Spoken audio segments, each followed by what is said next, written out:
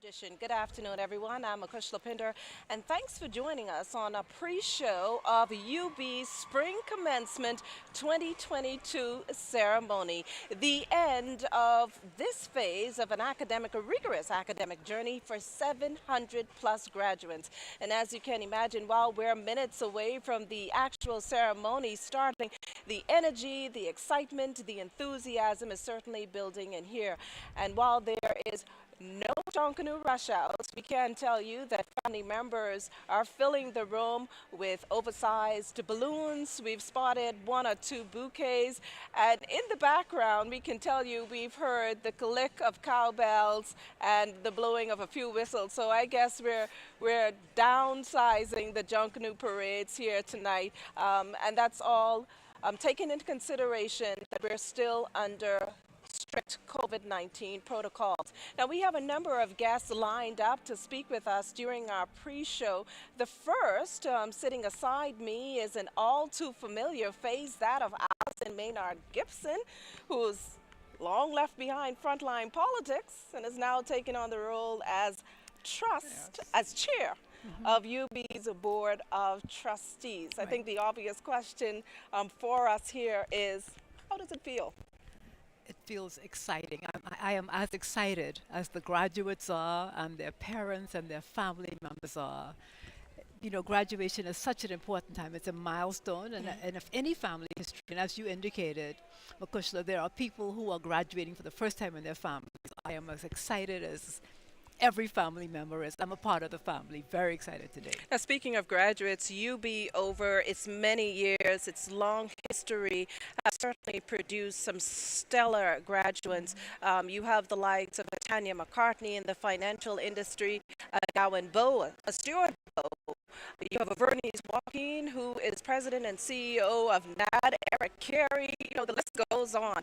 All of them have contributed greatly to their profession, their respective professions, and by extension, to the development of the country.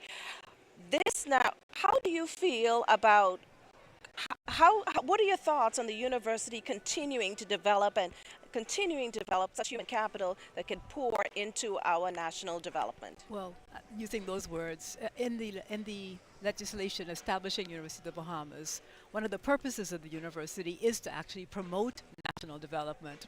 So I want to assure everybody listening, the Bahamian public, the Board of Trustees, the entire administration of UB, the faculty, everybody takes very seriously the role that the legislation, the people of the Bahamas have entrusted to the University of the Bahamas.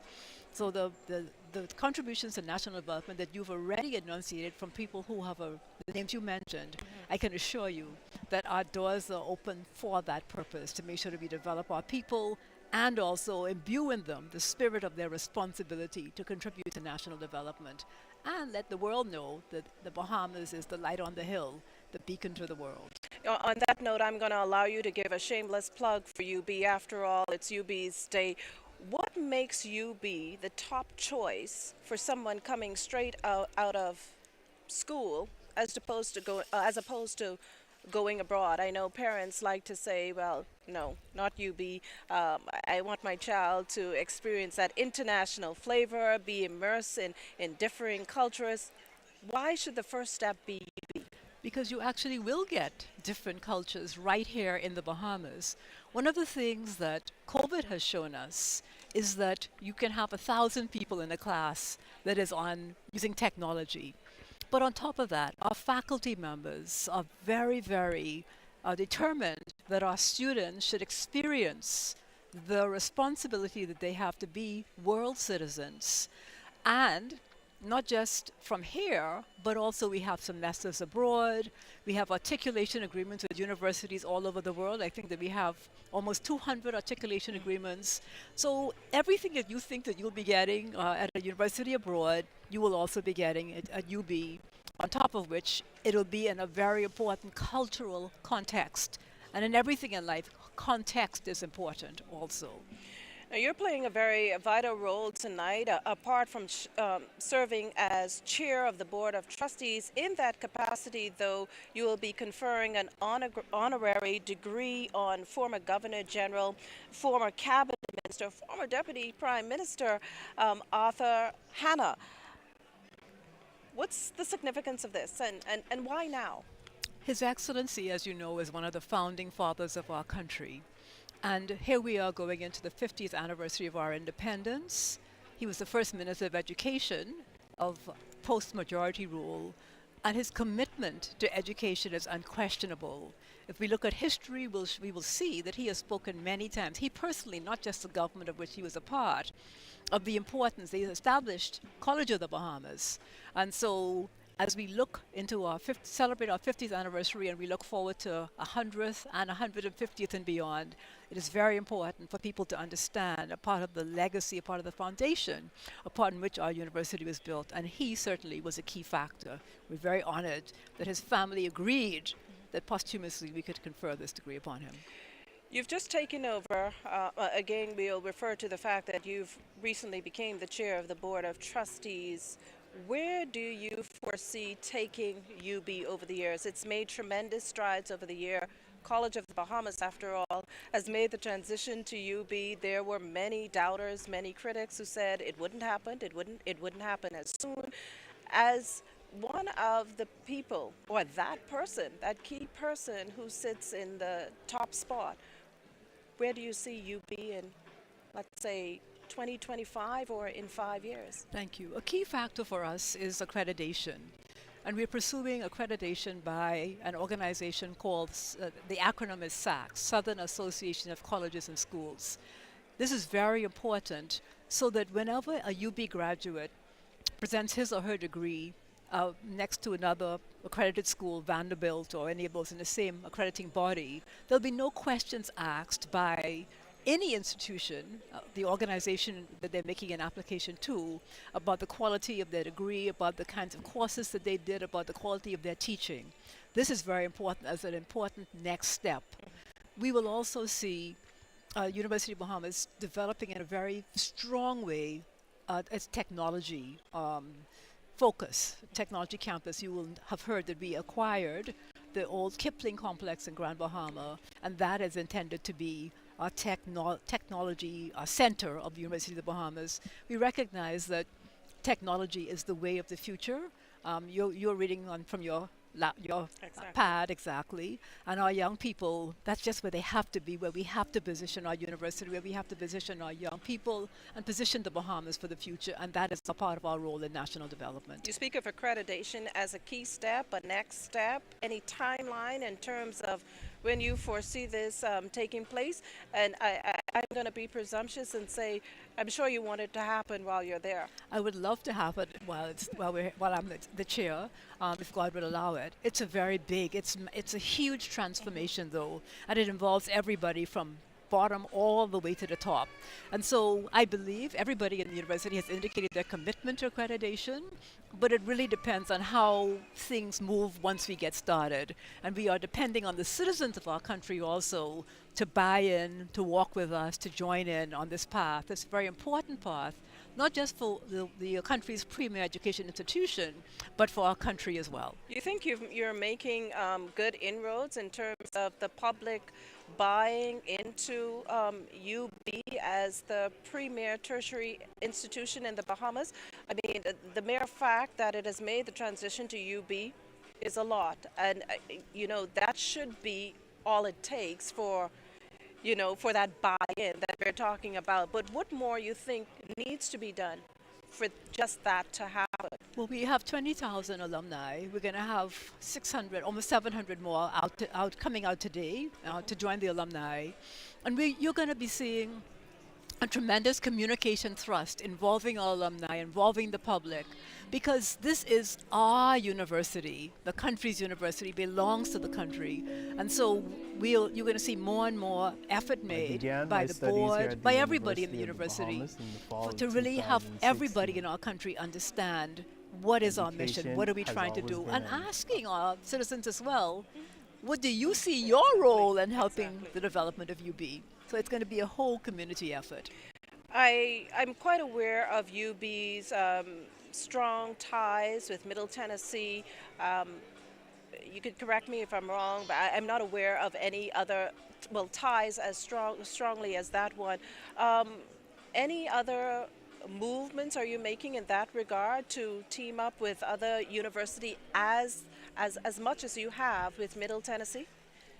Yeah, the answer is yes. I really don't want to preempt the incoming president and others who are going to be communicating, but you will see this is the important. Remember, I told you you will get at UB what you will get if you went Right. abroad. So we want to bring into our fold the relationship that we have at all of those universities, and not just have it on a piece of paper as a signed articulation agreement, but actually put it into practice let everybody be aware of the relationship and celebrate it and be very proud of it as well. Well, thank you so much once again. That was our Allison Maynard Gibson, chair of UB's Board of Trustees. And as we indicated earlier, or as we can tell you now, she's not just here as a guest, but she has a very important role to play later in the ceremony, or early in the ceremony, when the ceremony actually begins. She will be conferring an honorary degree on a former Governor General, posthumously former Governor General, former Deputy Prime Minister, and former Minister of Education, Arthur Hanna. So thanks so much, Thanks for having me. Maynard And Gibson. thanks for going live here. This Thank is the you part so of much. connecting all universities to the It community. certainly Thank you is. so much. It certainly is. Thank you. Thanks. Thanks. Well, as we indicated earlier, this year is the first time that UB is staging a commencement exercise since the pandemic in 2019. And so a lot's been put into pulling this off. And in pulling it off, a lot goes into ensuring that COVID 19 protocols are strictly adhered to. And this includes, we can tell you that this includes graduates and attendees being required to provide full proof of COVID 19 vaccination.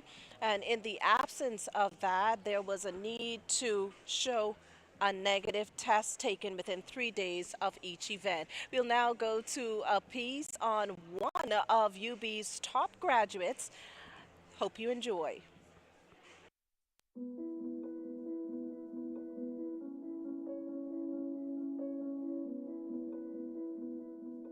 I began my studies here at the University of the Bahamas in the fall of 2016.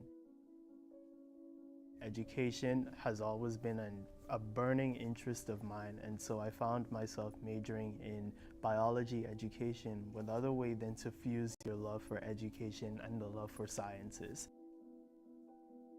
I was first introduced to Donavio Neely in 2020 when he was crowned Mr. UB, and from then to now I've been very impressed with his growth, his intellect, his commitment to the university, and his demonstration of what it is to be a real student leader. Growing up in the Angliston community, I did not have much male figures to look up to as role models, and so this is my life's work. My personal platform being Education for Advancement, I advocate for the upliftment of young men and women who, like myself, did not have many opportunities growing up, and I believe that education is a scapegoat for all of us to see ourselves advance in life. This year's theme, We Survived, Now We Thrive, Succeeding Against the Odds, really captures Donavio's story and his journey here at University of the Bahamas. It literally brought me to tears, and I had to, send those tears back.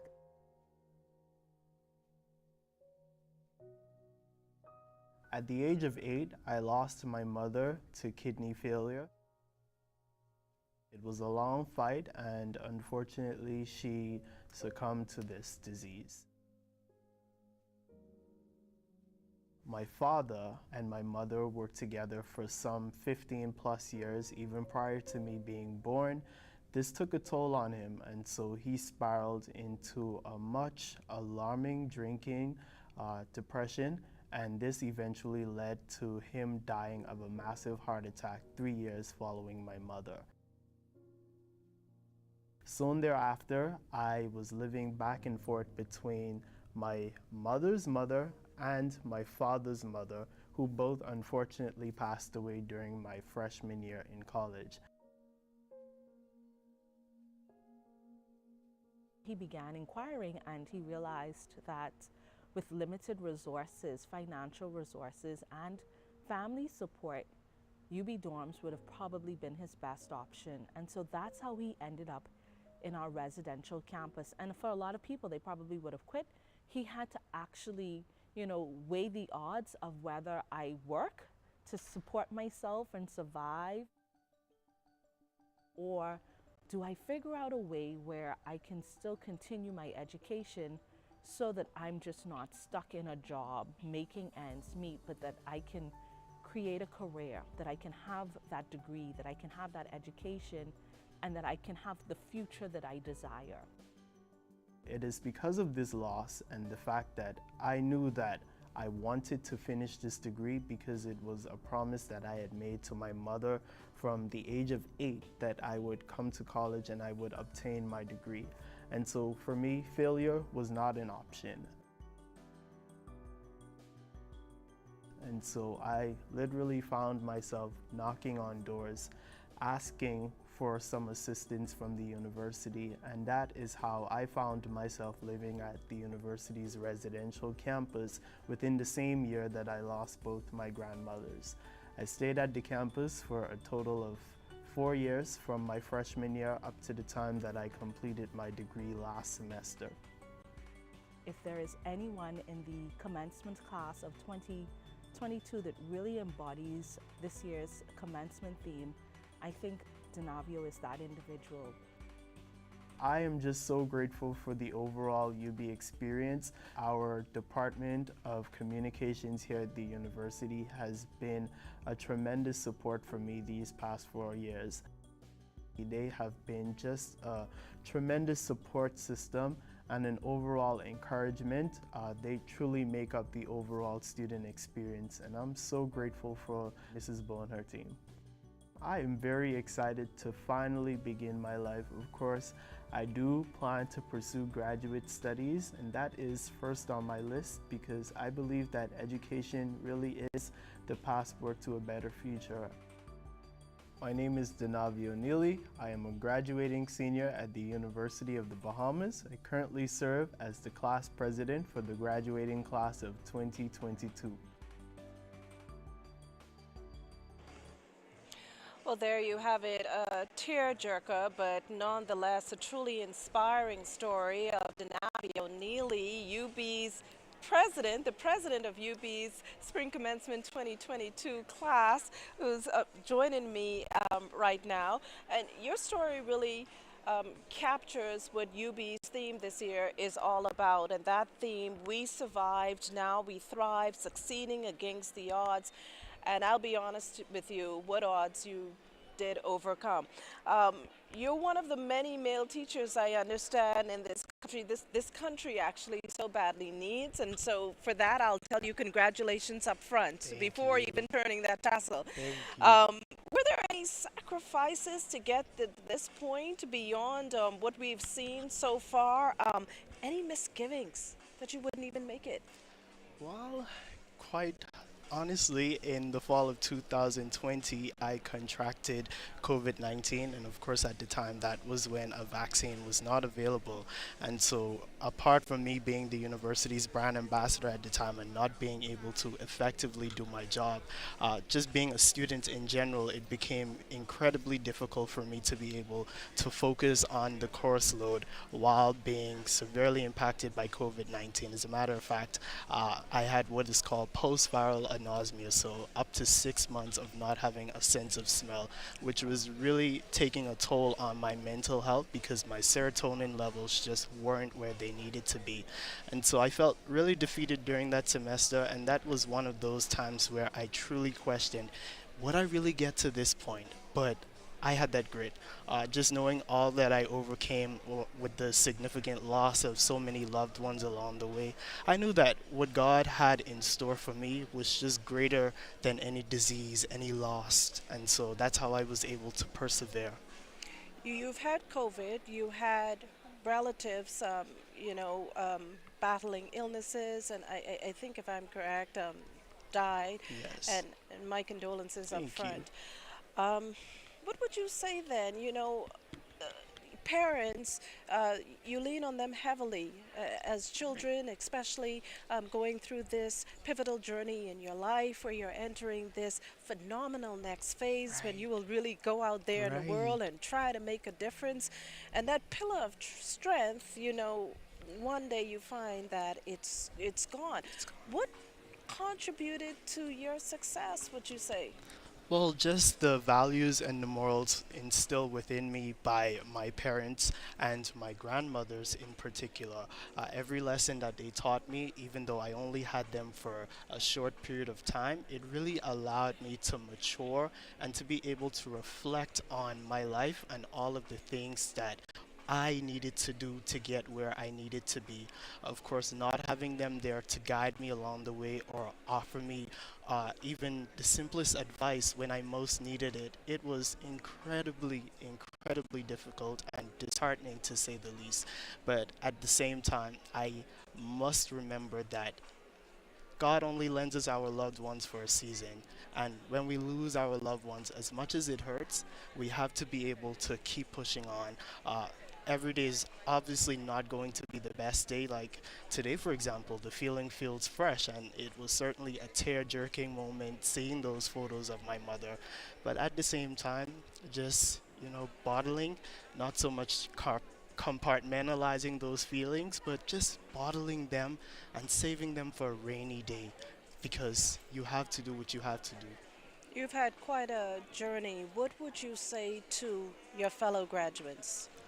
We survived, now we thrive. I know it sounds a bit cliched, my fellow classmates, but we really survived. We never thought that we would see ourselves in a situation such as a global pandemic or even be able to trudge forward through all of the natural disasters that we face within the recent years. But we made it to this point, and I can't express how incredibly proud I am of each and every one of you sharing in this milestone. Navio Neely, in 2 to 3 hours, I would guess you'll shift your tassel to the Yes, left turning it to the and left. be a proud graduate of the University of the Bahamas. And from Yes. the Broadcasting Corporation of the Bahamas, we'll be the first to extend a hearty congratulations to you. Thank you so much. Well, as we noted earlier, this is the first spring commencement exercise to happen since the COVID 19 pandemic. And let's just go into what some of the things it took to pull this off, in addition to producing a negative COVID test or being fully vaccinated. Graduates or guests here also were required to wear a mask and maintain physical distancing.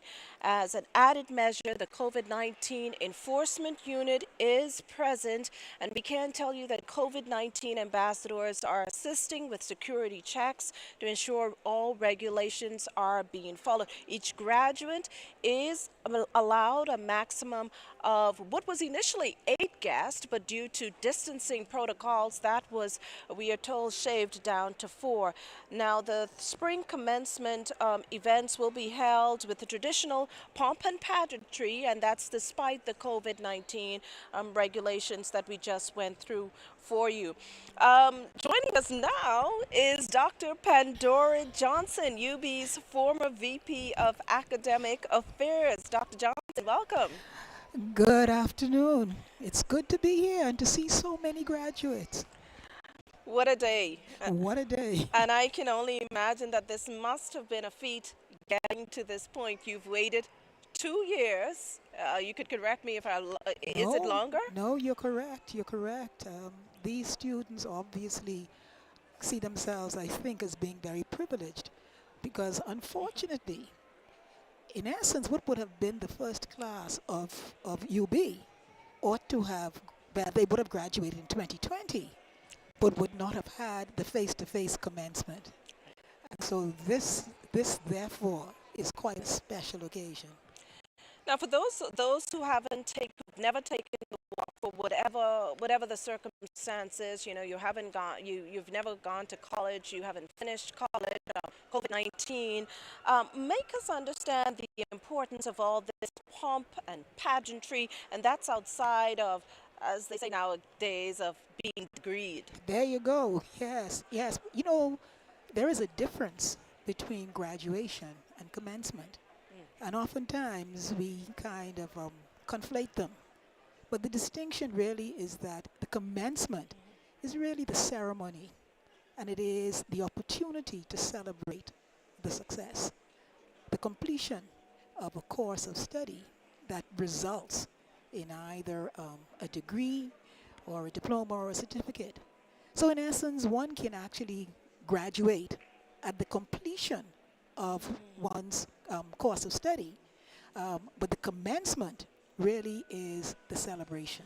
It is the ceremony. So you would note that persons who would have completed, let's say, perhaps in the summer of last year, their transcripts would reflect that. Though they would not have participated in the commencement ceremony, but they would nevertheless have graduated by virtue of having completed. So this is a special day because it gives families an opportunity, and of course faculty, persons who have invested their time and energy, and parents who parents who have sacrificed. So this really is not to be taken lightly. The achievement of our students is something that we all want to celebrate. When we think of commencement, the word in itself, commencement, which means beginning, you know, it seems quite an oxymoron to know that you're virtually at the end of this part of your academic journey. And for some of these people, this will be the end. For some of them, they'll travel on.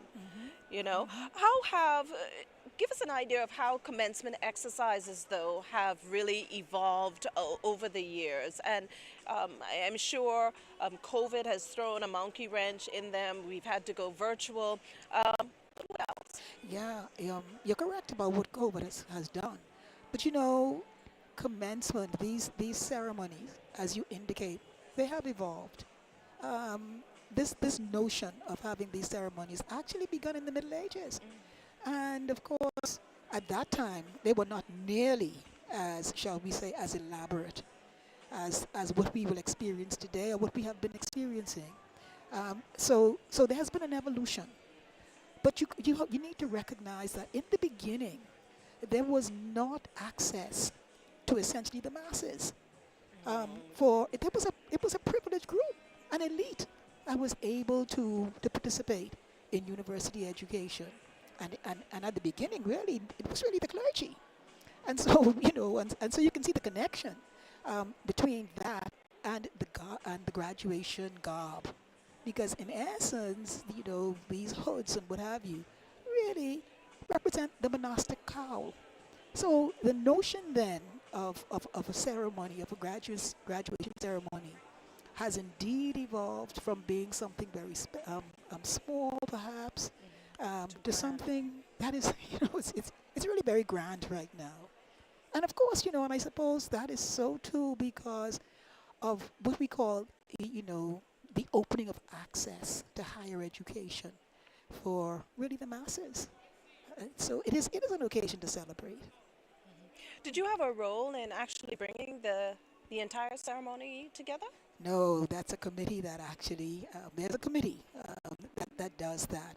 And it has representation from across the institution. And of course, the planning for this actually almost goes on all year. What is really very, very important is that we have an academic senate. And it is the academic senate that actually has to approve that persons are now eligible to graduate. To do that, it means that the faculty must get students' grades in sufficient time to cause this to happen. So the sort of the lead up to this day is really fraught with a lot of pressure. And yes. Any characteristics of this particular class, 726, I'm told? Actually, it's just under 700. Just under 700. And of course, as to be expected, the bulk of the graduates, although just by a tad, come from business. But then that's followed very closely by education. And then followed then by nursing. And so this class really is a class that we are very proud because I think this may constitute the single largest number of baccalaureate degrees. And so we're very proud of that accomplishment. This is something really to be celebrated, particularly now as we are aware that this will constitute the last commencement ceremony for outgoing President Dr. Rodney Smith. So I'm sure this is something that he feels very, very, I'm sure, pleased about. And to see this really as a feather in his cap. You've been with the University of the Bahamas. Well, you've been with the College of the Bahamas for some time now. Outside of making that transition, what changes have you seen over the years? I know you noted that, still a large number of graduates are gravitating towards business and then education. What have you seen? Well, I'll tell you, the innovative areas. We have a small island sustainability, I'm going to call it institute. That is really an exciting, I think, area because related to that is the institute that studies climate change. Climate change is a big thing now. And if you didn't believe that climate change was in fact a reality in this country, and you know what happened last week. Yes. So that's one of the things that we've seen. Also, over the years, I don't know, are you a graduate of COB? I'm not. Oh, I'm okay. not. We won't hold that against you then. Please don't. No. I'm not. No.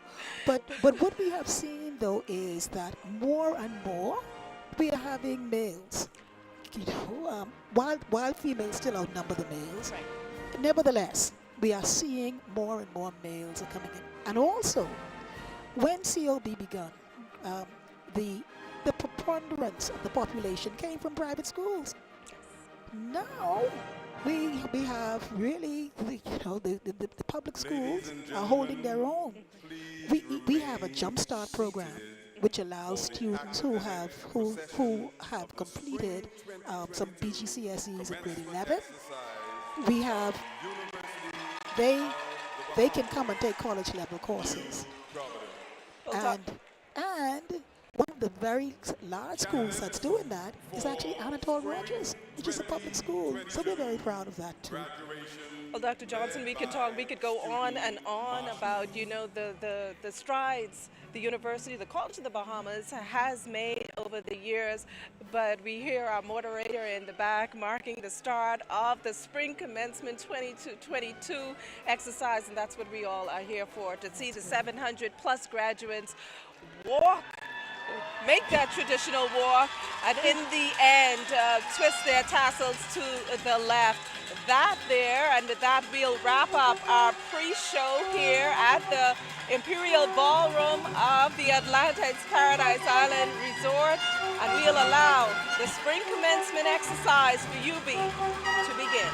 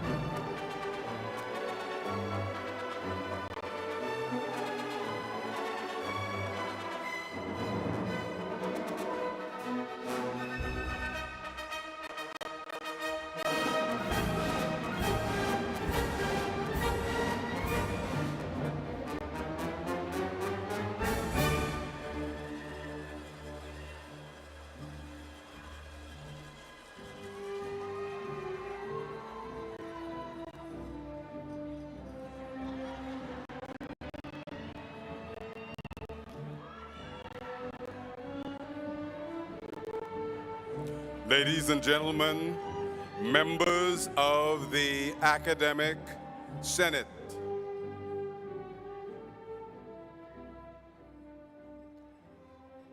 and faculty of the University of the Bahamas.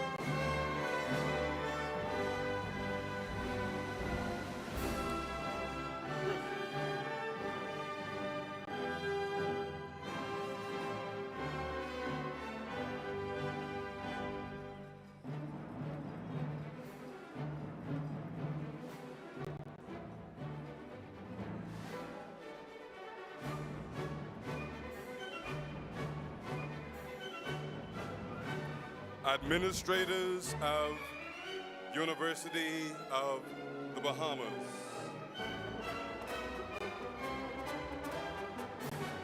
members of the Administrative Council,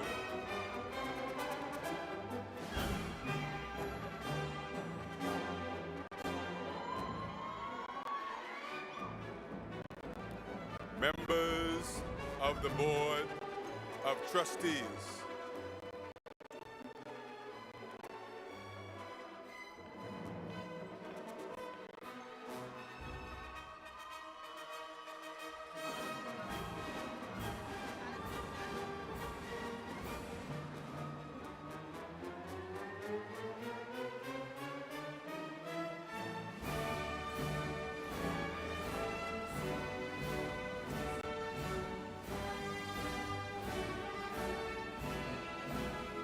academic deans, and platform guests.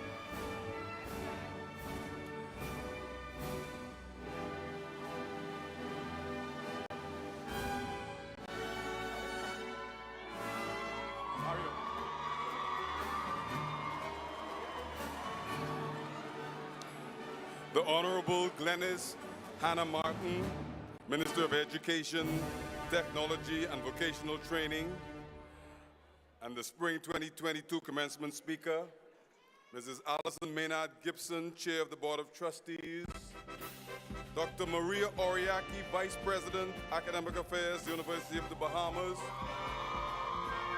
Dr. Carolyn Roll, Mace Bearer, Dr. Rodney D. Smith, President, University of the Bahamas.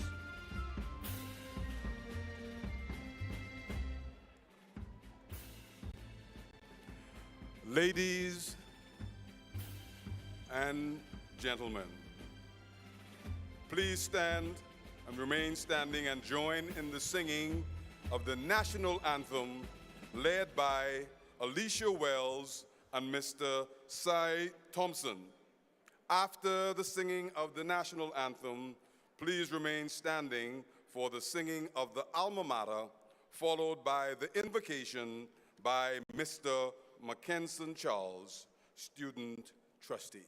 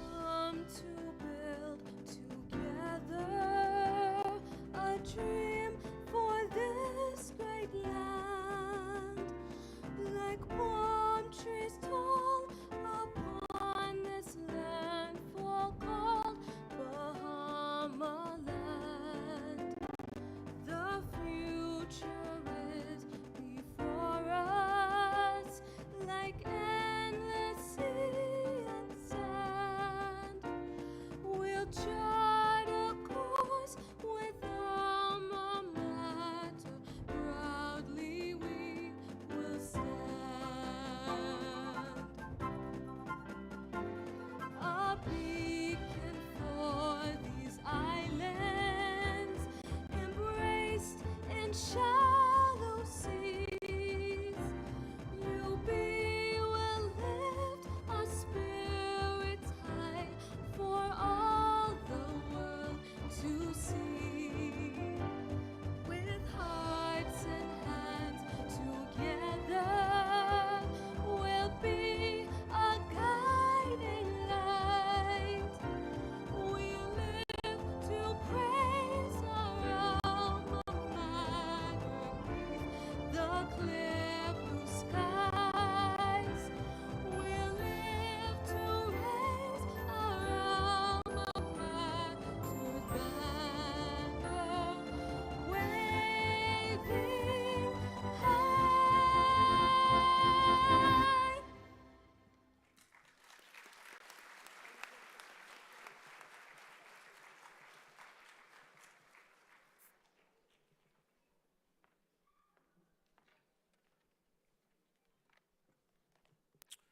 All heads bowed, eyes closed. Our Father, God, how wonderful are the works of your hands. As we gather here today to celebrate a step forward into new places with new people and new experiences, let us not forget the blessings that follow behind us. For this university, which has given us a safe place to learn and a strong foundation to build upon as we take the next step into your world as future nation builders. For our professors who have so richly loved and cared for us, even at our worst, for our families who have cheered us on to the finish line and stood by our sides through the many bumps in the road. And on this day especially, we thank you for the friends that we have made among our classmates, for all the jokes that we will laugh about in the years to come, for the hardships and the tears we have endured together side by side, and for your love, which has been made evident through the relationships we will carry with us beyond these walls. Let us love each other fearlessly and seek your will earnestly all the days of our lives. In your name we pray.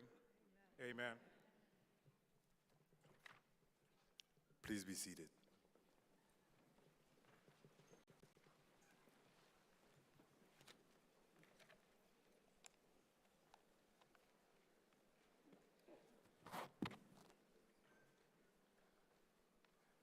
His Excellency, the Honorable Sir Cornelius A. Smith, Governor General,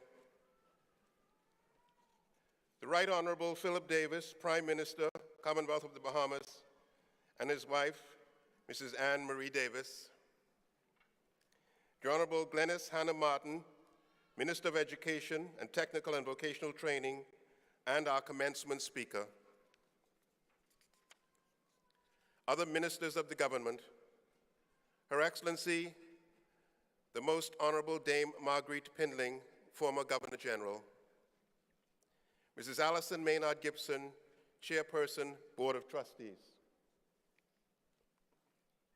Mr. Peter Whitehead, Vice Chairperson, Board of Trustees, other members of the Board of Trustees, Dr. Ian Strawn, Executive Vice President and Campus President, University of the Bahamas North, other members of the Administrative Council, Madam First Lady of the University, Dr. Christina C. Smith, distinguished guests, parents, family, friends, faculty, staff, and graduates, good evening. I extend a warm greeting to our distinguished guests. However, I wish to especially acknowledge my wife of 36 years and best friend for the past 38 years, Christina, and our children, Samantha and Sean.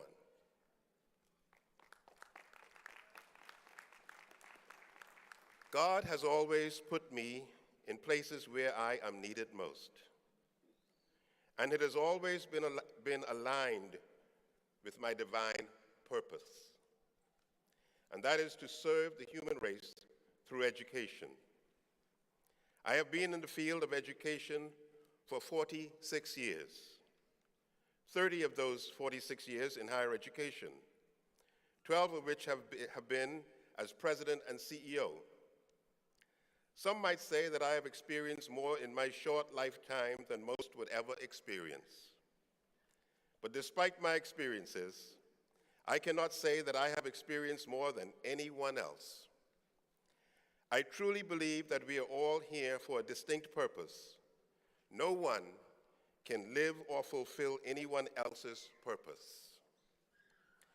Just as Philip Edward Davis's humble beginnings in Cat Island did not stop him from becoming the very cornerstone of our nation, our beloved Honorable Prime Minister, you too have a purpose.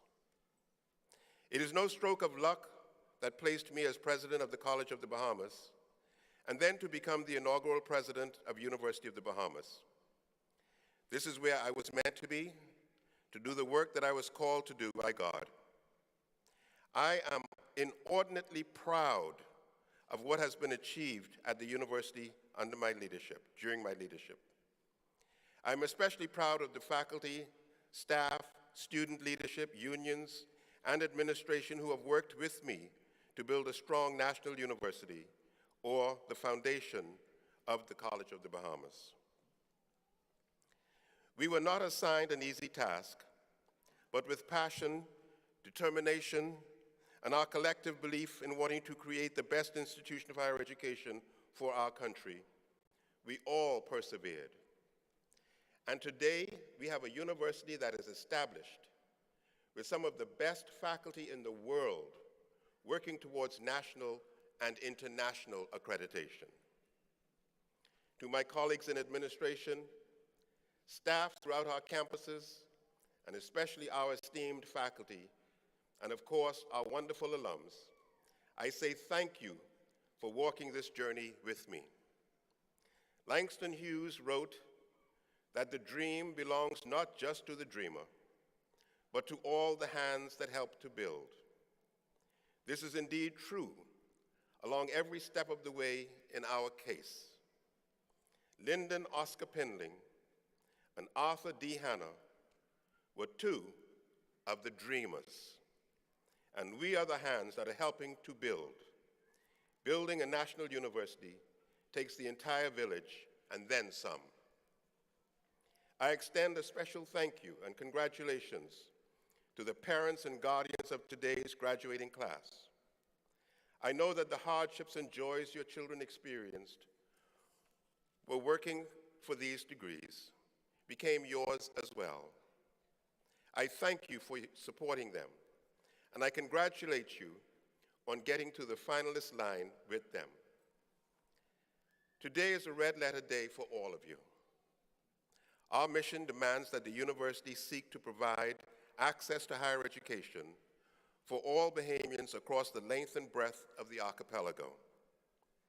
Using existing and yet to be created technology, and yes, using blended teaching and learning modalities of the future. An initiative we implemented some 5 summers ago seeks to meet this objective. That initiative is the Summer Bridging Program.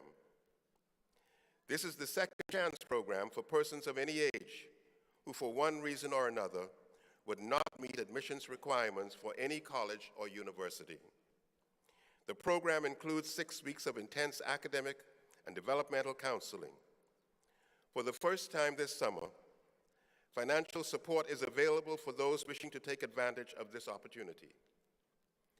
Those who complete the program successfully are automatically admitted to the university in the fall and are eligible for the government tertiary education grant. Some of our graduates today began their university education by attending the Summer Bridging Program. With all my heart, I extend my love and congratulations to each of you for having the courage and fortitude to take that first step. Graduating class of 2022, you have indeed made history. You are the first face-to-face graduating class after a global pandemic that caused the world to stand still. If there is anything that you take away from the multitude of experiences over the past 26 months, It should be that we must all strive to develop unshakable faith in the perfect outcome of every situation in our lives, knowing that God truly is in absolute control. Graduates, when you look back, be grateful for every experience you have ever had. Every one of them have taught you a valuable lesson. A lesson that was part of your preparation along the journey to what is your ultimate divine purpose. The world is changing, and you, every one of you, are a part of that change. I invite you to take the next step with an open mind. You are ready to continue this magnificent journey called life and being human. Because you are prepared, know that you are also feeling very passionate about the possibility of taking major steps toward helping to create a better world. You will ask the kinds of questions that your professors have not even dreamed about yet. You will create the kinds of solutions to many yet unknown challenges, those we have yet to experience, and even those we are all experiencing together, like climate change. This new world of advances in technology and artificial intelligence will force you to embrace the concept of being a lifelong learner. Again, I say, the world is changing, and you, every one of you, are a part of that change. What has been planted in your heart, what has driven you all these years to study hard, to live through the stressful times, to continue no matter what, has brought you this much closer to fulfilling your ultimate purpose. I pray that God will continue to order your steps as you venture forth with open minds and being forever grateful. I implore you to make it a habit of reading Proverbs daily. As you travel through life, you will find strength and encouragement from these readings. Taken from Isaiah 40:31, you will mount up with wings like eagles. You shall run and not be weary. You will walk and not faint. Graduates, stand tall, hold your heads high, continue to march forward, upward, onward, and always be sure to stand together as Bahamians and as the proud Mingos that you are. Thank you, and may God always bless each and every one of you.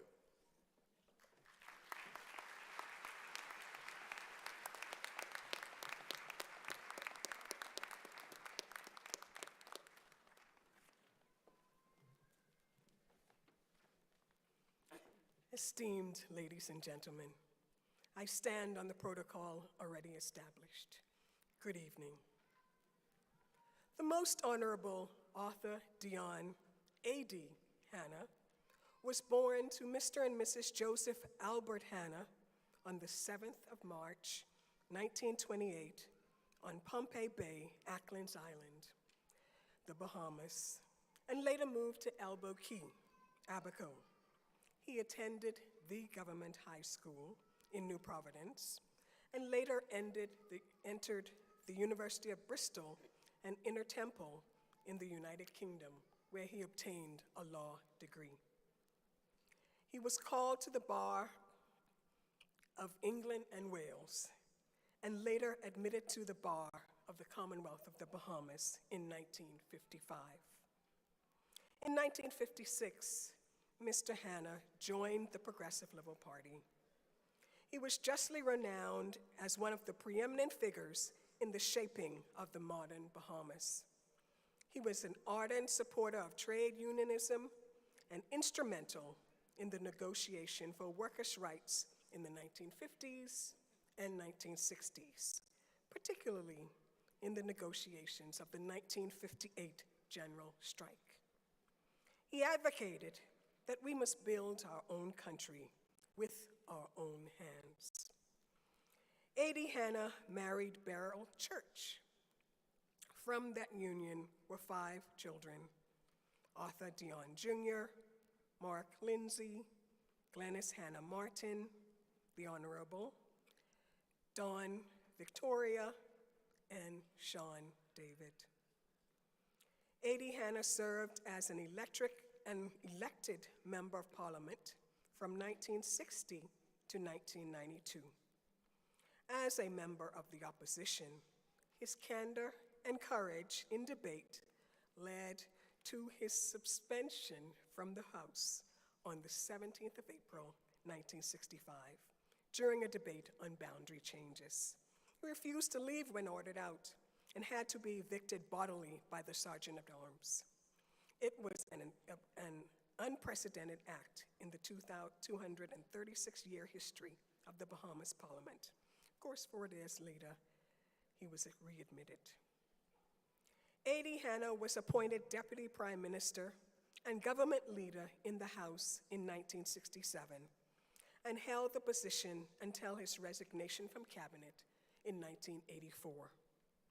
As a member of Cabinet, he served as Minister of Education, a post currently held by his daughter, the Honorable Glennis Hannah Martin. In fact, A.D. Hannah was the first Minister of Education in a majority rule government.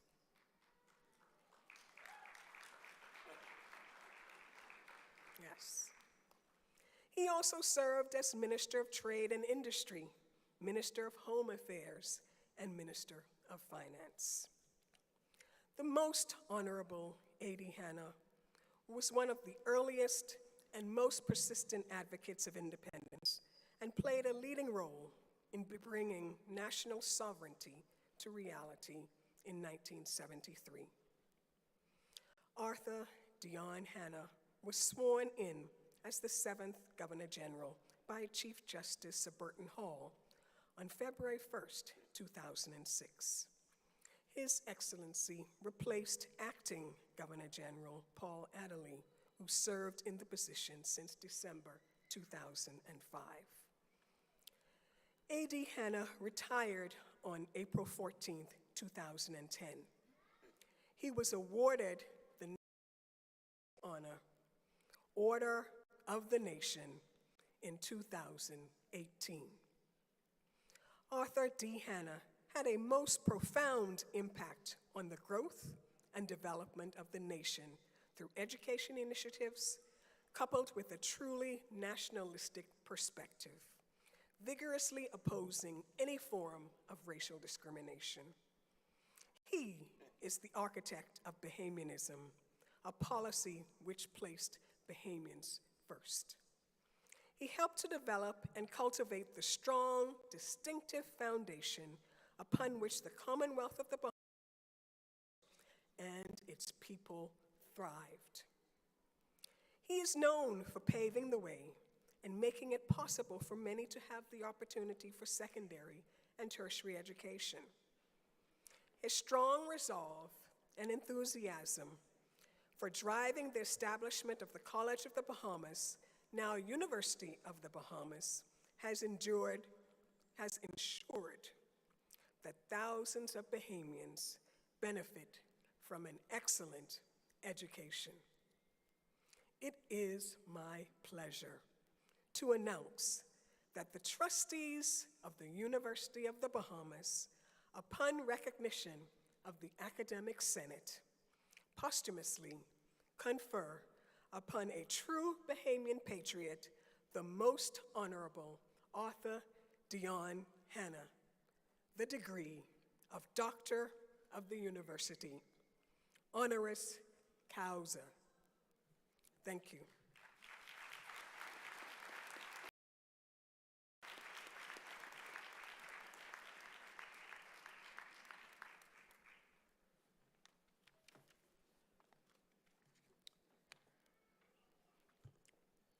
By virtue of the authority vested in the Board of Trustees by the Commonwealth of the Bahamas, I invest in Dr. Rodney Smith, President of the University, the power to confer the degrees awarded and earned during this commencement ceremony.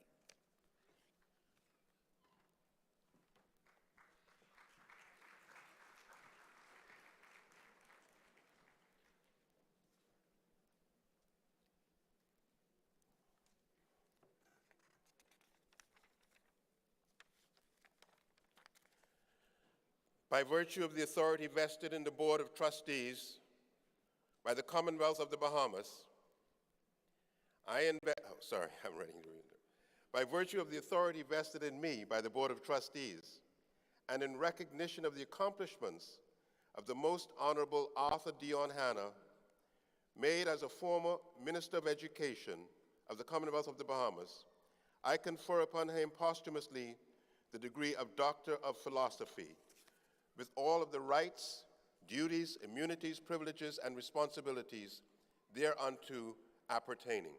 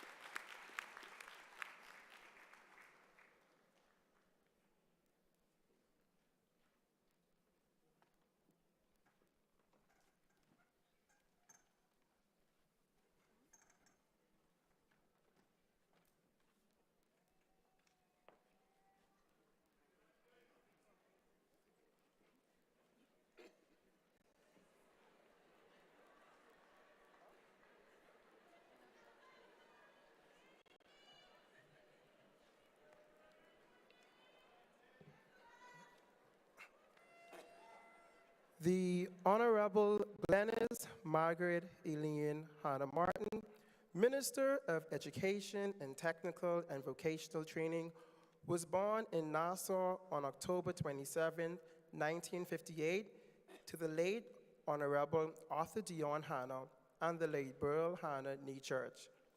She received her education at St. Anne's School, Fox Hill, and Queen's College, Nassau. She later matriculated from Padworth College, Reading, England. She continued her studies at York University, Toronto, Canada, graduating in 1981 with a Bachelor of Arts degree, specialized honors in English literature. That same year, she joined the public service as an executive officer in the Ministry of Education. In 1985, Mrs. Hannah Martin left for the University of Buckingham, England, where in 1987, she obtained her LLB degree with top honors, having been awarded the Maxwell Law Prize by that institution. She then joined the Inner Temple, London, and in 1988, after having successfully completed her Council of Legal Education course, Mrs. Hannah Martin was called to the Bar of England and Wales, and then to the Bahamas Bar. Later that year, she was admitted as an attorney of the Supreme Court of the Bahamas and joined the firm of Arthur D. Hanna and Co. In 1988, she was elected chairperson of the Women's Branch of the Progressive Liberal Party. Then in 2008, she was elected chairman of the Progressive Liberal Party, and at its national convention, becoming the first female to hold the post of chairman of any major political party in the Bahamas.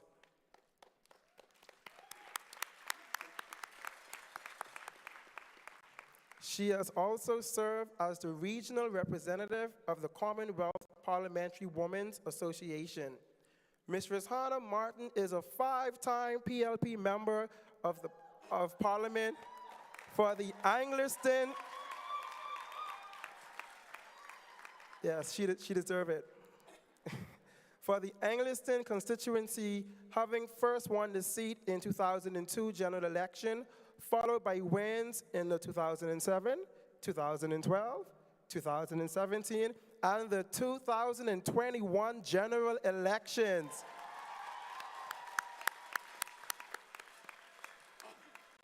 She was first appointed to the Cabinet of the Commonwealth of the Bahamas as Minister of Transport and Aviation in 2002.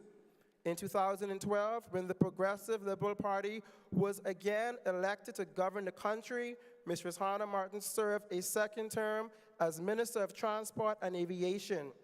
On September 20th, 2020, following a landslide victory at the polls, she was sworn in as the Minister of Education, Technical, and Vocational Training. An Anglican, Ms. Rosanna was married to the late Leon A. Martin and is a mother of 3. Ladies and gentlemen, let us all put our hands together and welcome to the podium the Minister of Education, Technical, and Vocational Institution, the Honorable Glennis Hannah Martin. Thank you so much. Wow. Thank you. Thank you very, very, very much. Truly appreciative of that wonderful introduction by that stellar intellectual this university has produced, Mr. Timothy Newbold. Thank you, Mr. Newbold.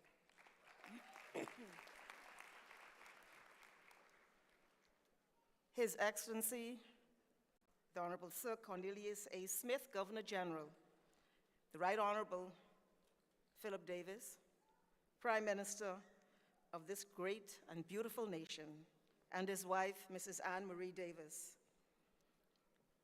Other ministers of the government, I see one of our senators, young senators here, Mrs. Barnett Ellis.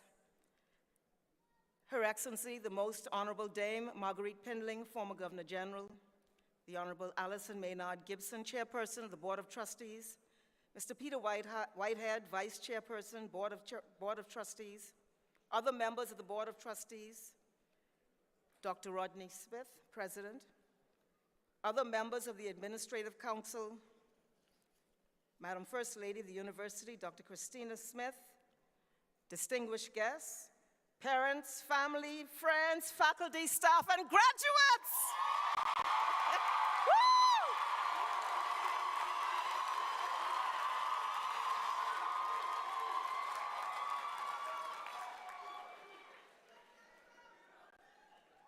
We survived. Now we thrive.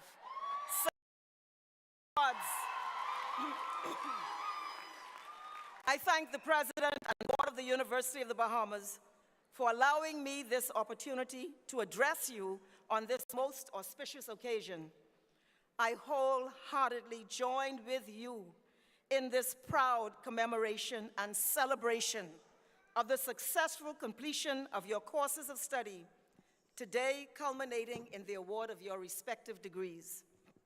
Indeed, it is not just me, but it is the entire nation which celebrates with you as we all anticipate your emergence onto the national scene and your full participation in our social and economic life.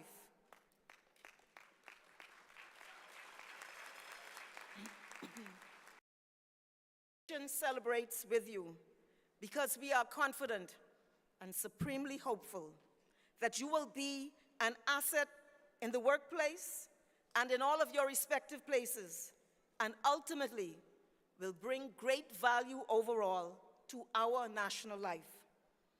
We are confident that this will be the case, whether it be in the noble field of nursing and the role you play. Our nurses!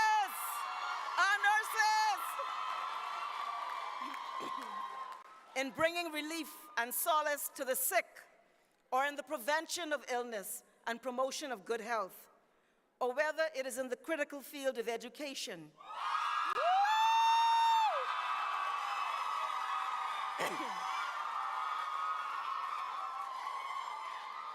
Now, I ain't gonna be able to mention everybody now, so don't get mad. But in education, in and out of the classroom, in helping to shape, mold, and build our precious children and young people, or whether you are on the road to qualifying as an attorney at law to become advocates of the law and potentially contribute to the innovation and evolution of legal principles, or whether this is one step towards further education in your postgraduate pursuits. Whatever it is that you have ahead of you, today you celebrate the beginnings of what I pray will be a most successful life. I encourage you to put your to master your field, to continuously refine and hone your knowledge and skills through continuing professional development and lifelong learning, and to pursue without ceasing a spirit of ethical service and excellence. I encourage you to be the best that you can be. No half-stepping, simply stellar standard setting. The nation looks forward to your qualitative contributions. It is necessary, and we are counting on it. As the Minister of Education and Technical and Vocational Training, I stand here before you as a very proud Bahamian. I am very proud of the University of the Bahamas and the vital role it plays in expanding educational opportunities at the tertiary level to a wide cross-section of society and beyond. I stand here beaming with pride as I look out at a sea of beautiful faces of young graduates. The state invests heavily in this premier tertiary institution. It does so as a matter of strategic policy intervention and in fervent hope and expectation that the offerings and experience here will develop skills, build strong character in individuals who will in turn add capacity to our collective standing and the wider well-being and success of our nation. This is also a place where research is undertaken on important matters which aids in policy formation and analysis. The creation of this university was a profound statement of our purposeful quest, a vehicle intended to procure tangible outcomes in our national development. I am humbled and in awe that the person upon whom you just bestowed an honorary doctorate today envisioned this university some 55 years ago. He then served as the first Minister of Education in a majority-rule government after the Quiet Revolution. Our forefathers who came before us, who were here before there were 160 public schools throughout the archipelago, providing universal free access of education to every child in this nation, before there was a University of the Bahamas, before there were publicly funded scholarships for broad-based access to tertiary education, both nationally and internationally, who lived at a time when most persons completed their school life at 14 years of age, if they were lucky, and when only a privileged few had the opportunity to attend university. These, our forefathers, looked at what to the human eye appeared to be a barren landscape for the future prospects of an oppressed people. But these men and women who came before us saw instead light and hope. They saw not a barren landscape, but a rich and promising territory for the flourishing of our intellectual and creative capital and the empowerment of the Bahamian person. They cast their eyes into the future and envisioned a strong, proud, and sovereign people. They saw a thriving nation, a prosperous people, and a vital spirit of excellence, which would be globally remarkable, and that we would move about the world, as my late father would say, not as interlopers, but as equals in the common quest.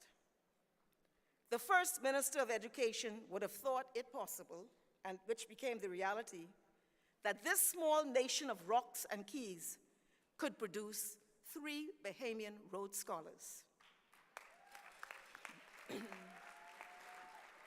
He could have anticipated that we would produce a Bahamian aerospace engineer at NASA, and a woman at that.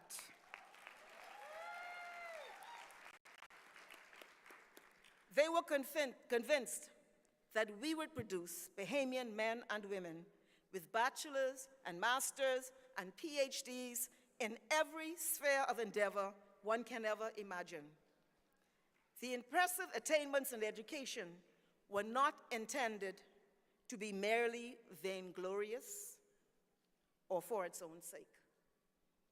Our forefathers and foremothers understood that through education, every Bahamian can self-realize while simultaneously building national capacity, and that as a collective, united, powerful Bahamian people, we can succeed beyond the wildest expectations of those who had marked the manner of our bearing.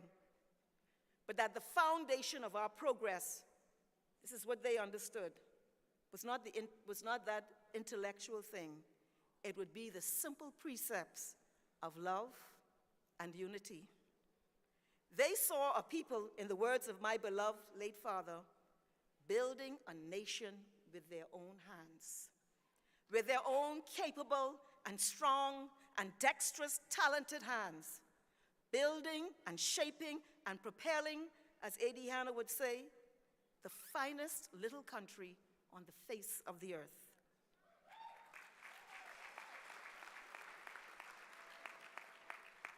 Graduates, you must never forget that those who came before you, when it seemed we only had a barren land of frustration and deprivation and hopelessness, that they believed, imagined, hoped, and fought for this which we celebrate today in your success and in your attainment. May you always understand the journey of our people and never take for granted the sacrifice, the faithfulness that established the proud foundation upon which you stand and we all stand. May you always have a heart of gratitude for the blood, sweat, and tears which paved the way for your hard-earned success today. Your empowerment, symbolized by today's event, is embedded in a painful crossing of deep ocean to a land where men and women planted their feet and rose up and fought for you, a generation then yet unborn. They didn't know who you were. They believed in you even before you ever existed. You are the manifestation of the dreams of our ancestors, and it is my hope that succeeding generations will be even greater than you or I as we do our part to strengthen the foundation for those who will come even after you. However, we know that despite our tremendous progress, we today face many challenges. We are imminently facing the frightening implications of climate change and global warming. The monster storms and rising sea levels occurring with worrying pace and intensity. In the last several years alone, our nation has been hit by catastrophic tropical cyclones whose names are imprinted on our psyche when we contemplate the devastation wrought in the aftermath throughout our archipelago. In the last 10 years alone, Irene, Joaquin, Matthew, Dorian, and Irma. The financial and human cost of these hurricanes is almost inestimable. The psychological impact alone is immense. This tells us we must rethink our reality. And now, a pandemic, which has been with us for years and is seemingly never ending, and which has taken us into previously uncharted territory and put tremendous strains on our social and economic reality. For yourselves, you have been required to be agile and adaptive as you converted to a virtual learning platform. These things tell us we must rethink our reality. We have seen the challenges to our economy, our vulnerability to natural disasters and external shocks, the need to expand our economic base and diversify, to create new revenue streams, to fund public infrastructure, our healthcare system, education, our social safety net, and our overall progress. These are all issues that tell us this is the season not to worry and despair, but of a creative rethinking of our reality, which brings with it great opportunity. So while you are living in a time of great challenge and change, and perhaps even experiencing in your own lives a sense of struggle, the effects of hardship, the emotions of insecurity, fear, and the like, I want to assure you that these are all natural byproducts of what we are facing and the peculiar times in which we live. They are all a part of this journey. What will make the difference, however, is how you respond to those feelings, and that will determine everything. In the midst of these challenges, great opportunities abound to be imaginative, creative, and bold, and to create new paths. You are the generation that is strategically poised. You represent a new generation of leaders. I am most impressed by your almost seamless pivot to virtual learning, a move precipitated by the COVID-19 pandemic. The quick paradigm shift to virtual learning demonstrates your resilience and ability to adapt to modes previously thought impossible. The pandemic has created an opportunity for a reset, and it is digital skills, problem-solving skills, adaptability that are key to navigating the new reality. All things that young people have in abundance, and you have proven this in your own experience. This country has problems. The world has problems waiting to be solved, and this is where you come in. But we will not overcome our challenges or chart the way to success as a nation by default. Will you be conscientious in your involvement and participation in this time of great sensitivity? I believe you will. Every revolution in the modern history of the world has included young people. We often talk about how the latest politician of the day is going to create change, how CEOs of companies are going to make change, how the older generation are going to create change. But change really starts from the youth and makes its way up. Do not be afraid to express your vivacious, rebellious, creative, youthful energy. It is not just the politicians who are responsible for the building of this nation and the securing of a future, while a population of young people sit back and figuratively watch a movie. If you read any of the great books, what makes for strong character is adversity. And when the story has a good ending, their ability to overcome it. The great writers recognize that out of adversity comes opportunity. This is what we are facing. So it is important for you to know that. And you must know you are all responsible, you are all implicated, you are all affected, you must all participate, and you must all contribute. You are young, you're energized, and you are in your prime and are primed for a time such as this. I was young myself once, believe it or not. As our nation was preparing for independence 50 years ago, I was a teenager in grade 8 at Queens College. If you told me that I would one day be responsible for the policies and delivery of education in this nation, I would have probably thought you were insane. But we do not always know the path that the Almighty has carved out for each of us. Life is not a straight line, but it's important to always recover, regroup, and restore. Finally, I wish to say thank you to the University of the Bahamas for conferring on our father the honorary doctorate. We as a family are most proud and extremely humbled. I am here today with his oldest son and firstborn, Arthur Dion Hanna Jr.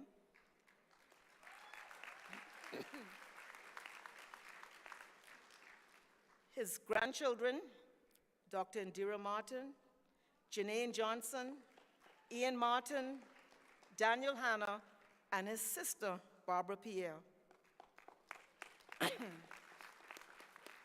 For us, it is also an emotional event because it has not yet been 12 months since he left us.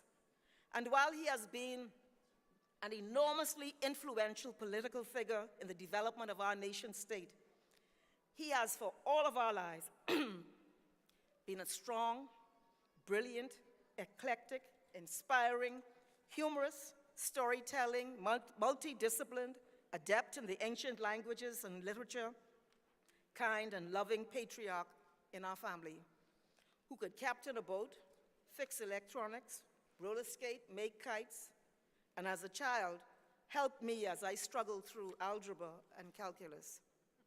In truth, he has not left us because he has so greatly impacted and infused all of our lives. I will confess that his words and example inspired a reluctant me into public life.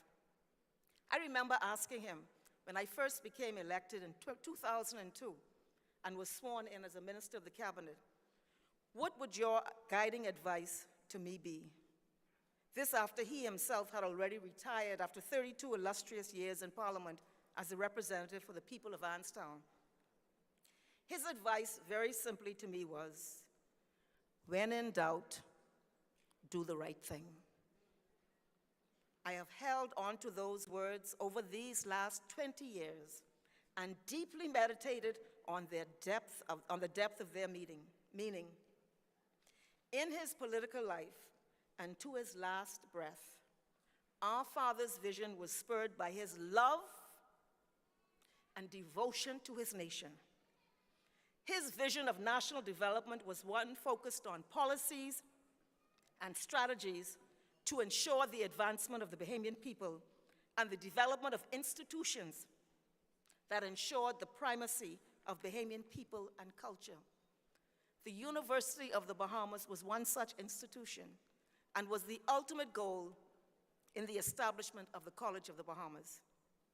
For Arthur Dion Hanna, the Bahamian nation was so much more than a flag and an anthem.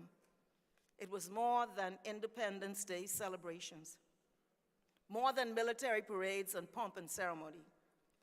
For him, the Bahamian nation was an idea whose time has come, a nation bequeathed by the blood, sweat, and tears of the ancestors and giving fulfillment to their collective hopes, dreams, and aspirations for a sovereign, independent nation founded on a bedrock of the empowerment of ordinary, everyday people with laws and institutions designed to serve their interests. He saw a nation where national honors were not those granted by our former colonial masters, but rather those flowing from the cultural heartbeat of the Bahamian people and nation. The honor you have bestowed on him today reflects this and is something I know would make his heart swell with pride because it flows from this national cultural heartbeat, a Bahamian honor from the Bahamian institution. In closing, I extend hearty congratulations to you. Hold your heads high.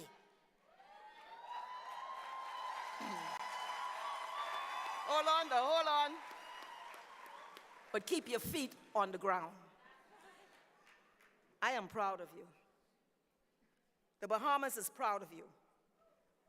Remember to keep a spirit of grace and gratitude, most especially for your parents, teachers, counselors, and others who have positively impacted you and helped you along the way. Thank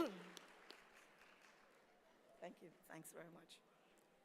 You will succeed against the odds. You survived. You thrive. And it is my hope that this UB class of 2022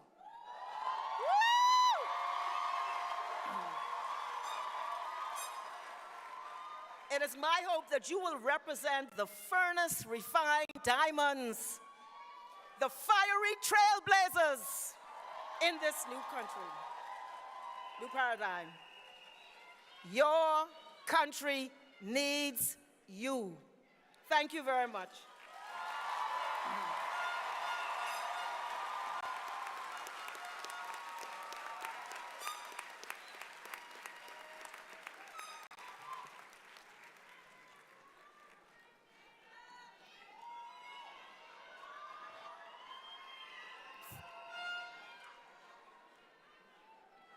I now invite Mrs. Jasmine Romer Roll, Chair of the Alumni Association and Alumni Trustee, to the podium.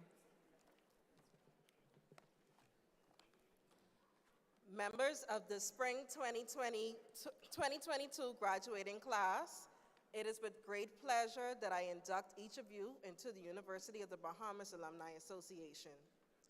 On behalf of the more than 14,000 graduates of this great institution, and on behalf of the Alumni Association's Executive Board, I wish you the very best. Graduating class of 2022, please stand.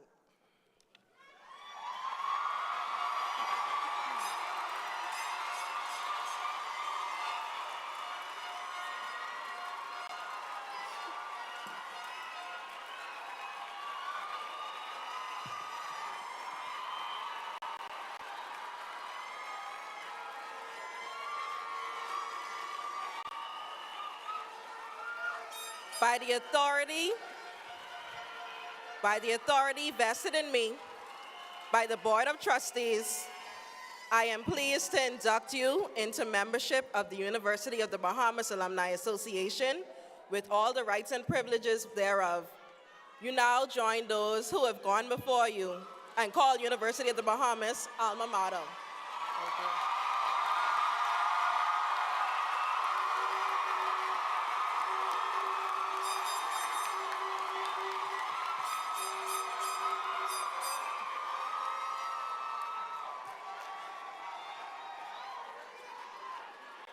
Thank you. You may be seated.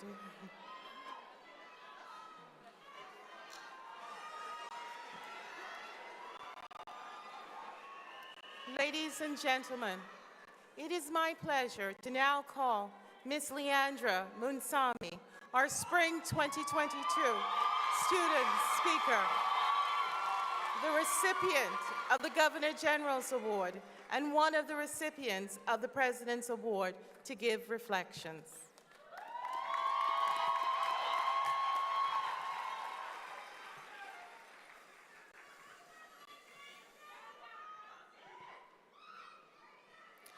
Mary Ann Williamson, author, spiritual leader, and political activist, once said, and I quote, "Our deepest fear is not that we are inadequate. Our deepest fear is that we are powerful beyond measure. It is our light, not our darkness, that most frightens us. We ask ourselves, who am I to be brilliant, gorgeous, talented, fabulous? Actually, who are you not to be? You are a child of God. There is nothing enlightened about shrinking so that other people won't feel insecure around you. We are all meant to shine as children do. We were born to make manifest the glory of God that is within us. It's not just in some of us, it's in everyone. And as we let our own light shine, we unconsciously give other people permission to do the same. As we are liberated from our own fear, our presence automatically liberates others." End of quote. It is indeed an honor to address you all today as the valedictorian of the graduating class of 2022.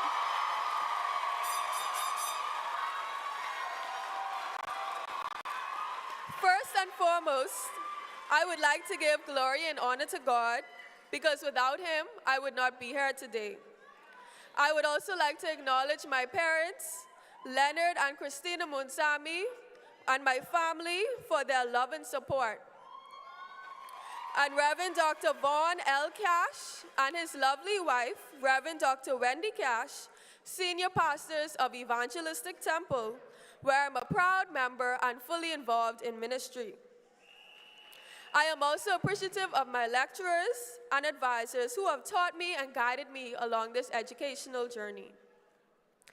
Esteemed graduates, I know that we dreamed of this day. We anticipated this day to walk across the stage and receive our degrees, to complete a chapter and receive a major milestone in our lives. We knew that it would not be easy, that there would be frustrations, difficulties, challenges. But one thing we were not privy to was what life brought in March of 2020. That year, the world stopped, literally. There were lockdowns, sickness, and death, some of which we had to personally deal with, including myself. Truly, no one really knew how to deal with the virus or when we would ever get back the life we once knew. In fact, we still don't know. But we have nothing to fear because everything is held in the palm of God's hand. He is still in control. Although life stopped, education did not. UB immediately reverted to a 100% online teaching method. We had to spend the last 2 years doing life and school in a way we never knew before. But here we are, succeeding against the odds.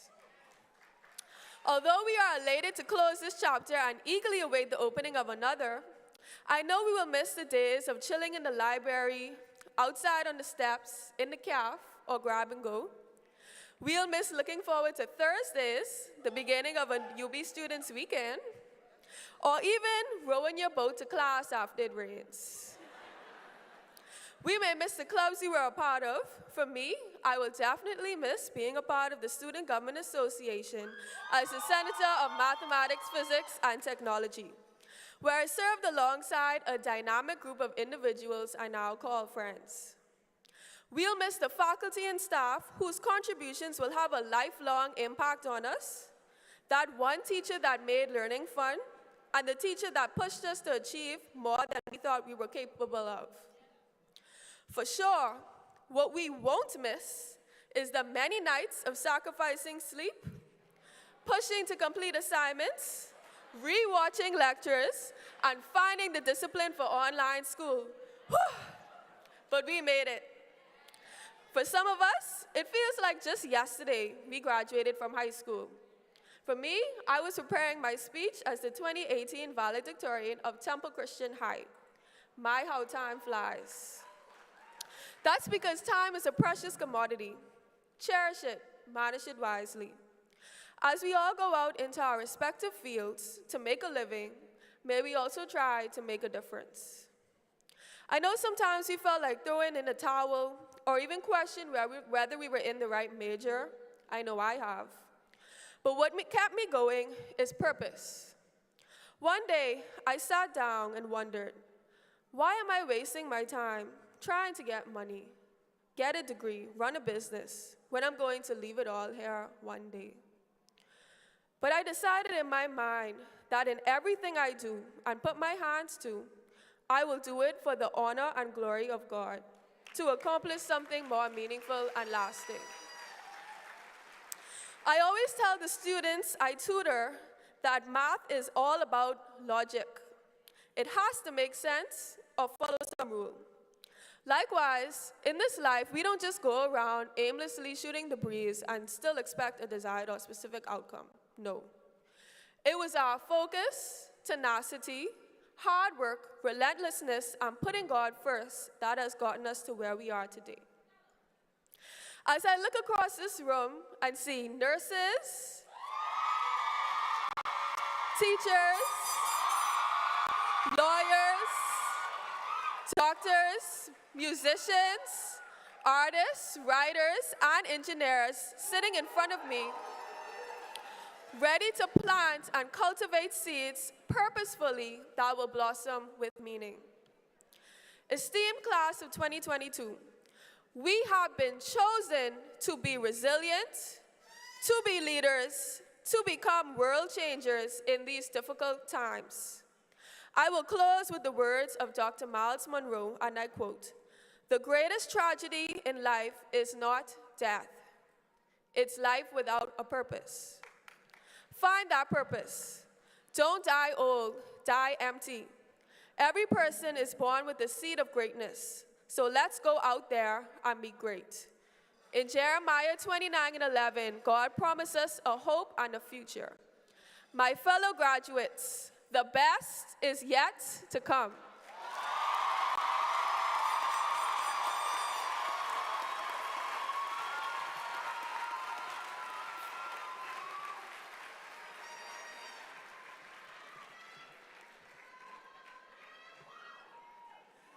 We at University would like to pause at this moment to acknowledge the class of 2020 and 2021, who due to the ongoing pandemic were unable to have in-person commencement ceremonies. These traditional academic ceremonies are the highlight of the academic year as we celebrate the achievements of our graduates with families, and for 2 years, we were unable to do so.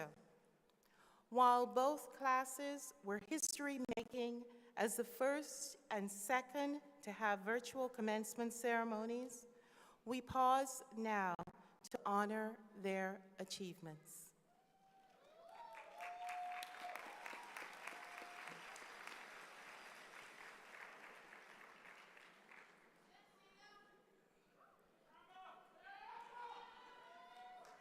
Will all of the candidates for certificates or diplomas please stand?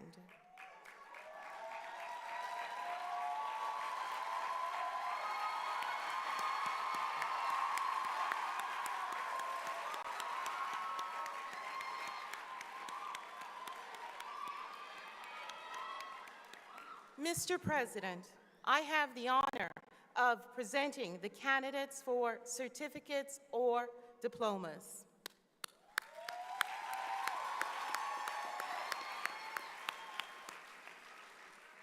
Congratulations. Please be seated. Will all of the candidates for the degree of Associate of Arts please stand and remain standing?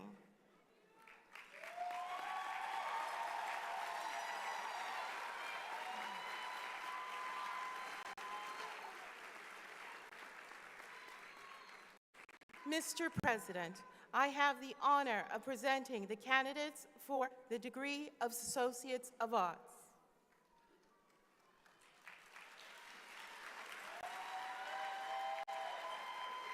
By virtue of the authority vested in me by the Board of Trustees, and in recognition of your attainments in completing the program of study prescribed by the university, I confer upon each of you the degree of Associate of Arts with all of the rights, duties, immunities, privileges, and responsibilities thereunto appertaining.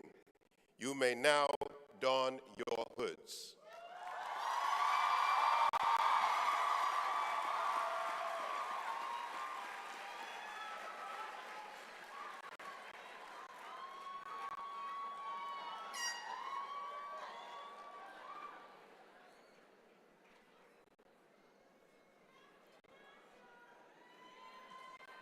Please be seated.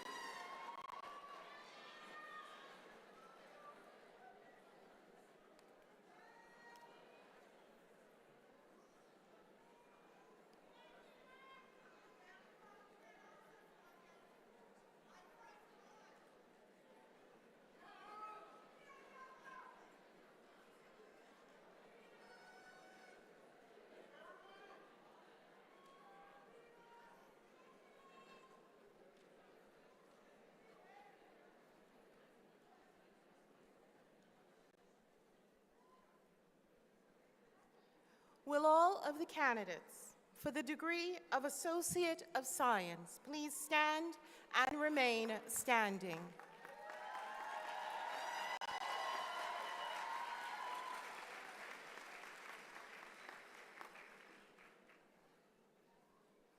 Mr. President, I have the honor of presenting the candidates for the degree of Associate of Science.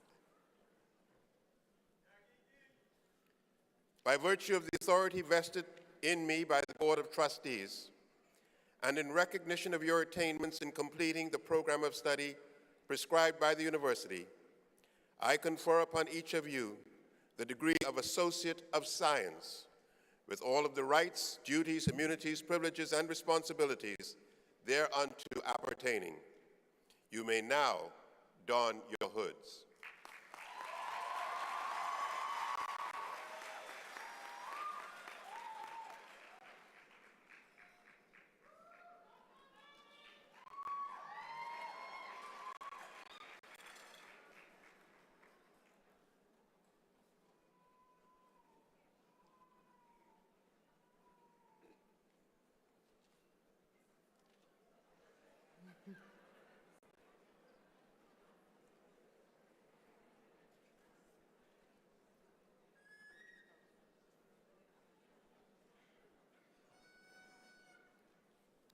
Please be seated.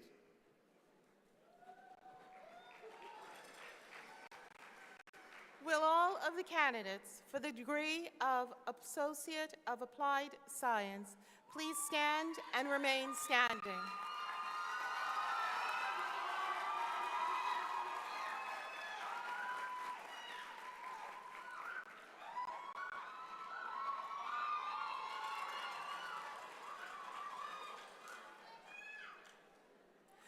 Mr. President, I have the honor of presenting the candidates for the degree of Associate of Applied Science.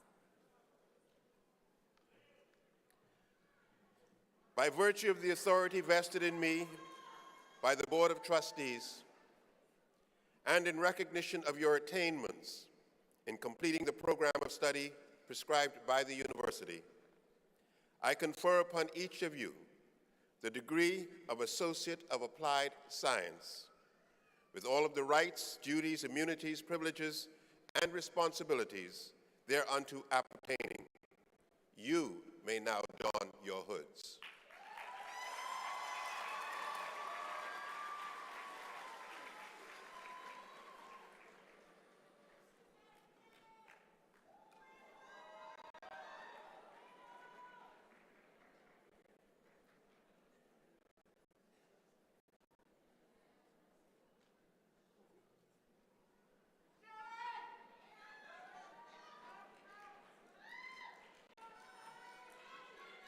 Please be seated.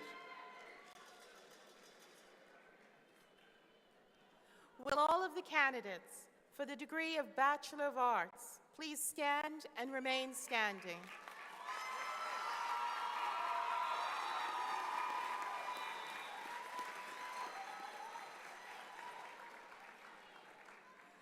Mr. President, I have the honor of presenting to you the candidates for the degree of Bachelor of Arts.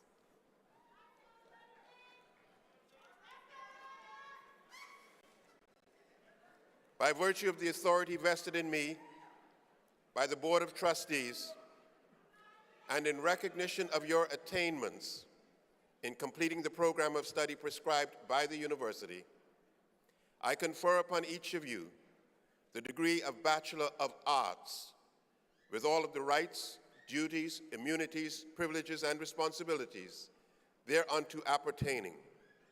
You may now don your hoods.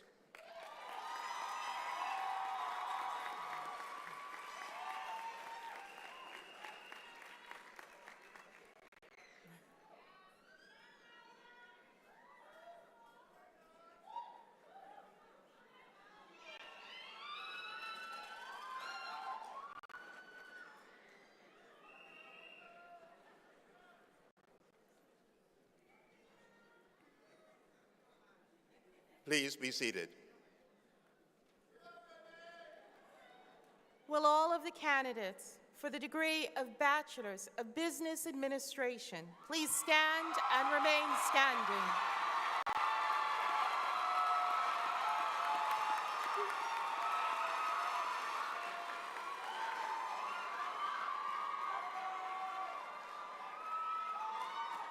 Mr. President,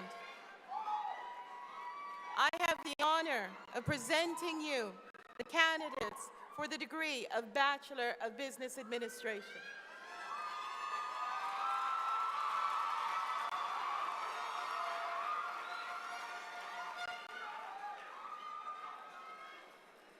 By virtue of the authority vested in me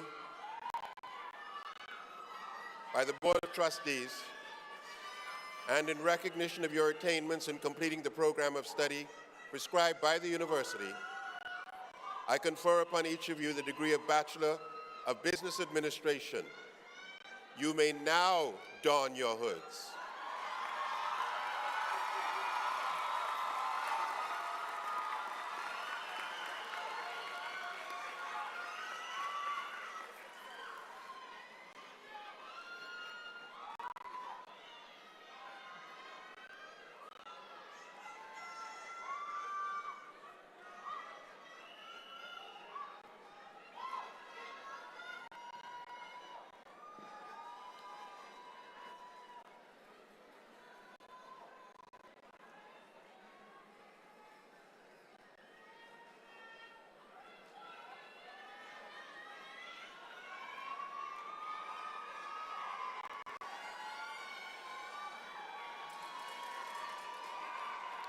Please be seated.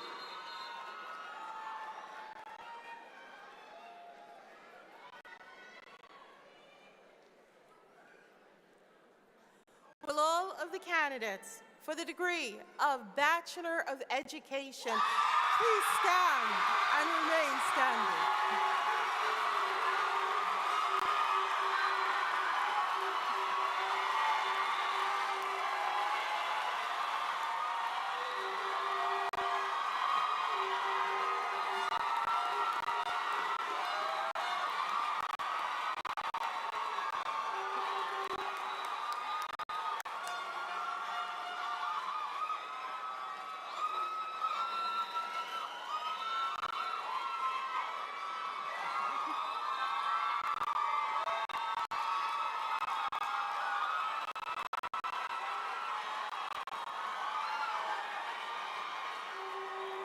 Mr. President, I have the honor of presenting you the candidates for the degree of Bachelor of Education.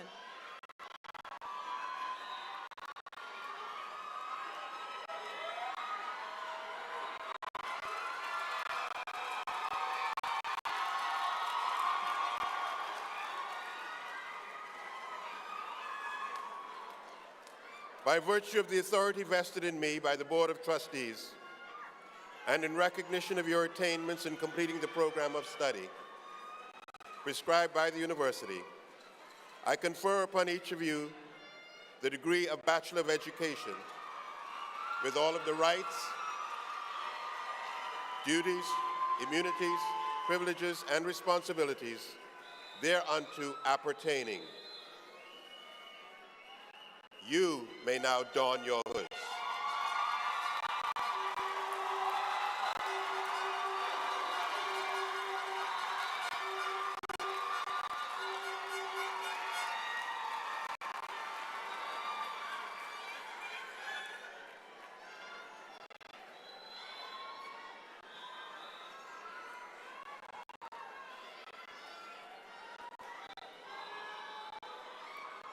Please be seated.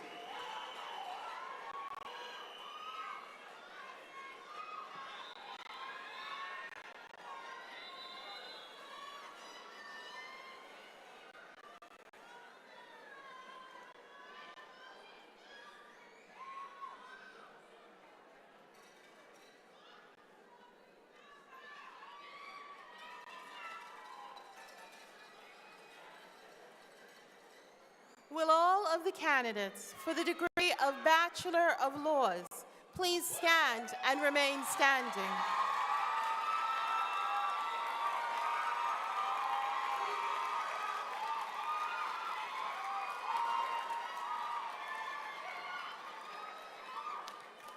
Mr. President, I have the honor of presenting you the candidates for the degree of Bachelor of Laws.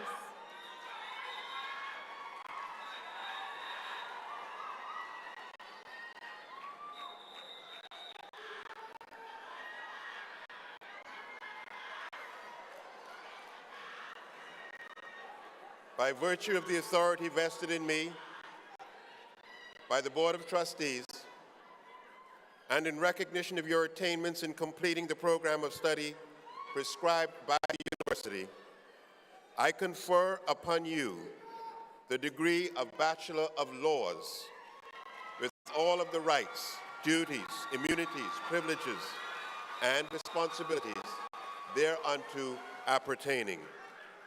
You may now don your hoods.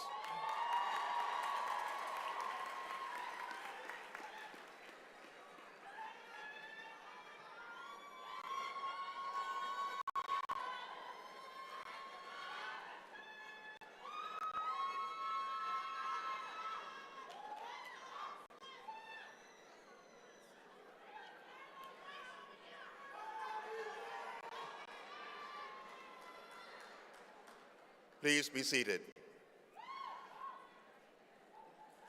Will all of the candidates for the degree of Bachelor of Science please stand and remain standing?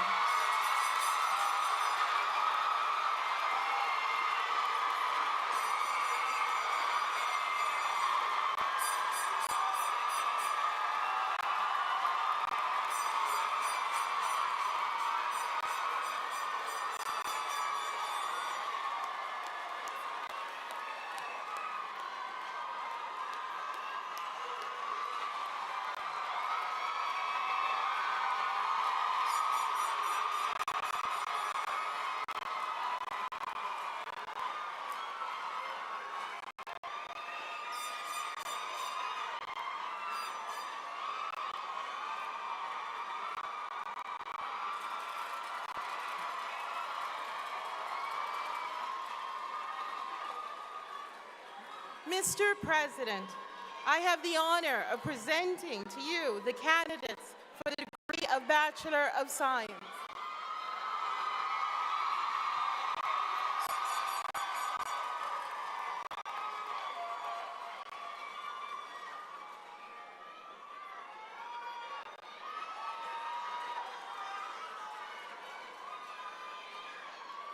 By virtue of the power vested in me by the Board of Trustees, and in recognition of your attainments in completing the program of study prescribed by the university, I confer upon each of you the degree of Bachelor of Science with all of the rights, duties, immunities, privileges, and responsibilities thereunto appertaining. You may now don your hoods.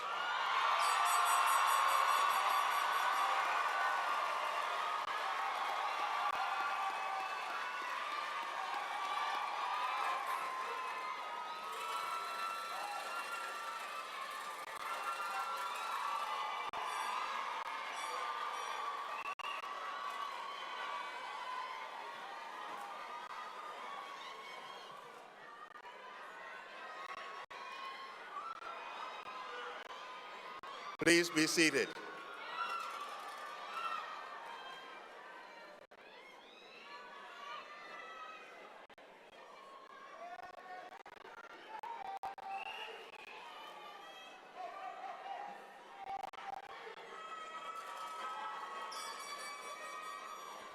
Will all of the candidates, the graduates of the Spring 2022 graduating class of the University of the Bahamas please stand and remain standing?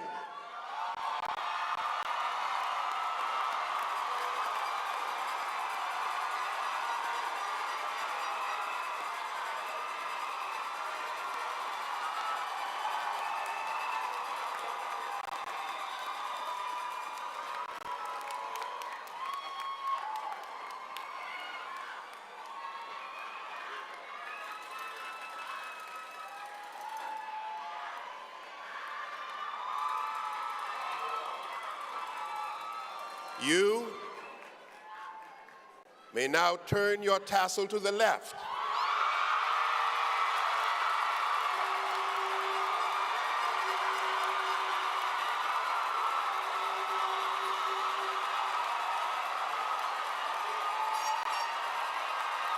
Please be seated.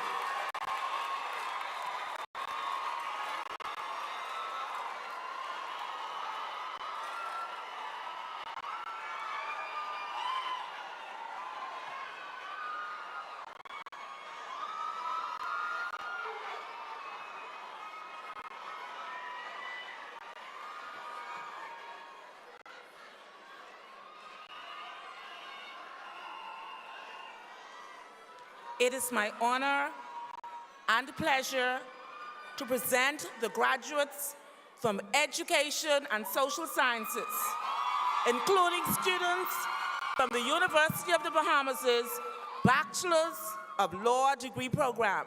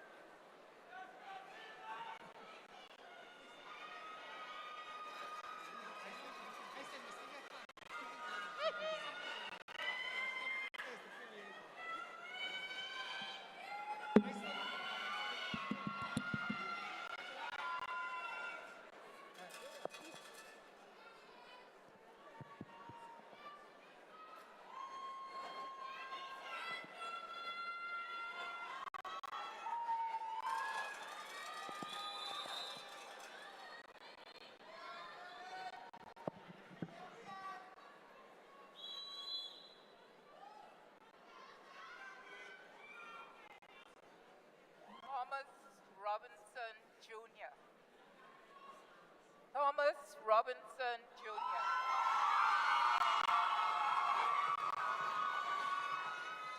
Nikita Roll Sands.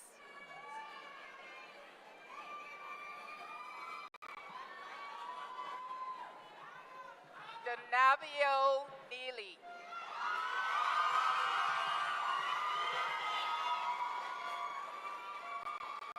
Candisha Forbes.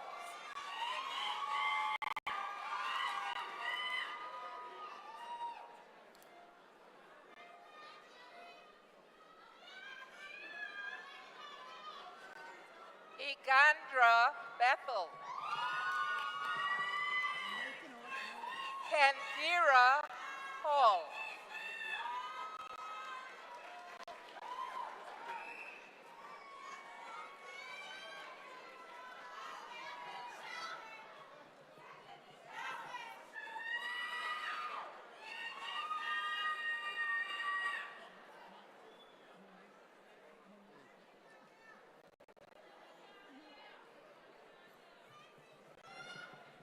Melissa Farrington.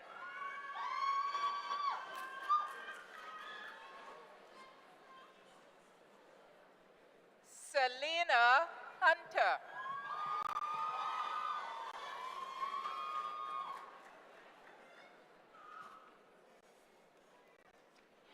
Stephania Thompson.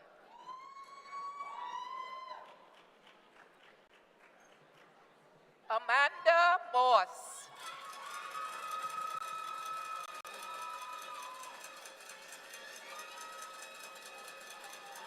Ashley Murray.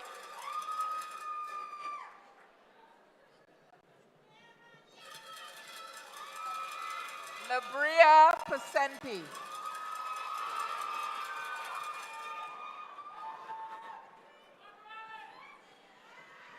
Crystal Horton.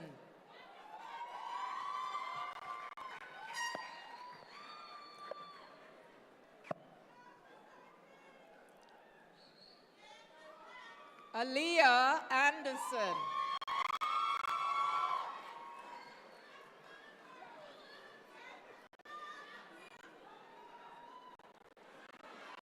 Brianne Cartwright.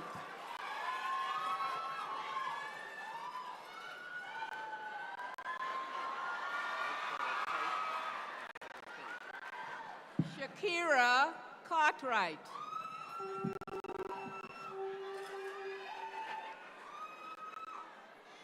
Kendia Dawkins Cartwright.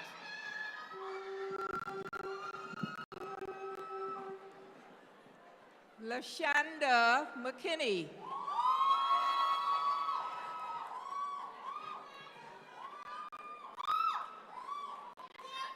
Raquel Colby.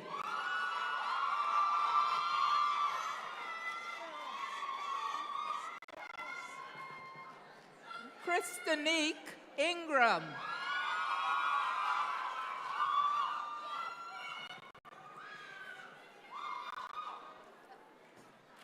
Desiree J. Dean.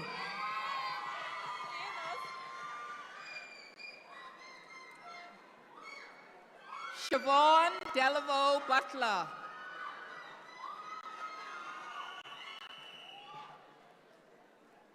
Lisa Elizabeth Johnson.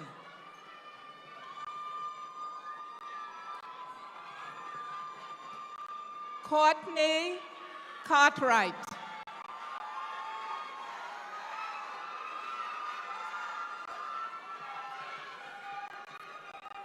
Alexis Rosita Williams.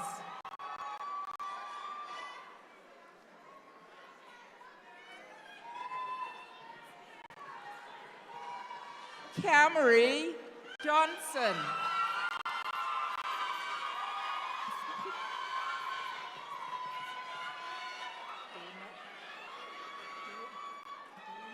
Dana Woods.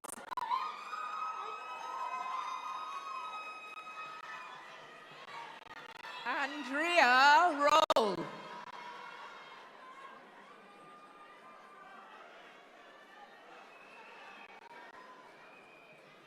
Shira Jones.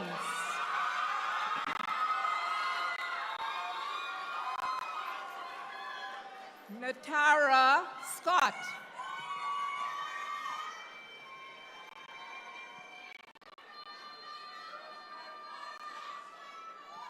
Duranique Miners.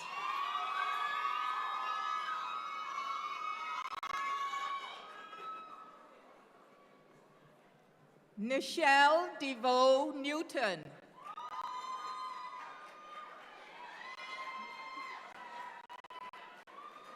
Cherish Wilson.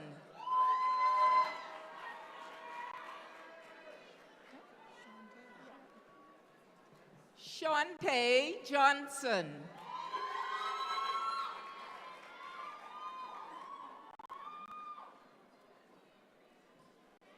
Ambra Lord.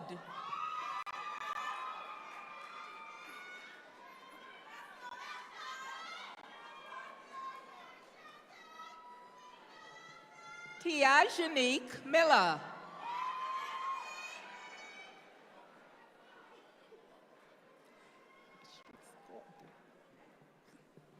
Javonia Kemp Moss.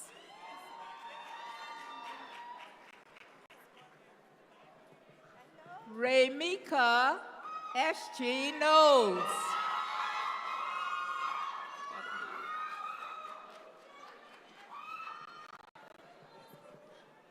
Gabrielle Angel Kelson.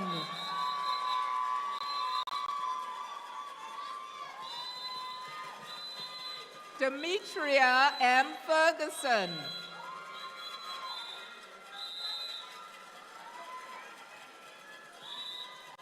Legia Ashley Knowles.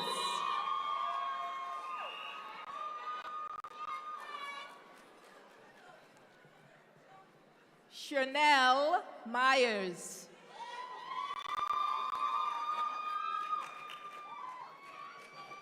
Farida Moffat Abdullah.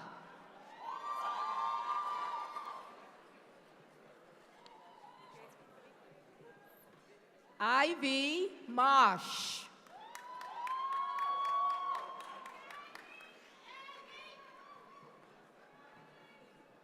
Kenisha Jones.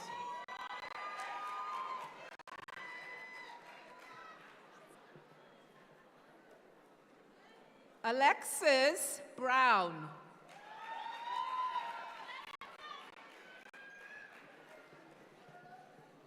Lamar Nottage.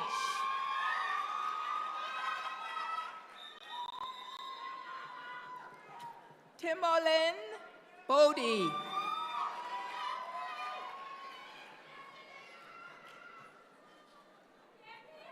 Ganitra Pinda.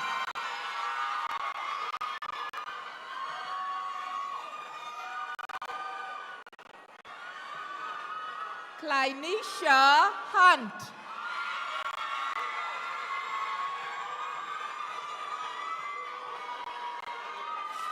Antonio Ferguson.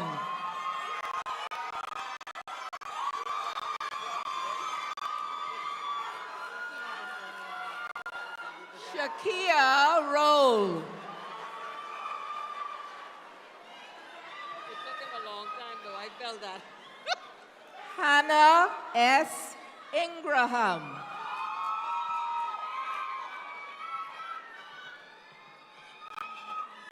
Lachey Smith.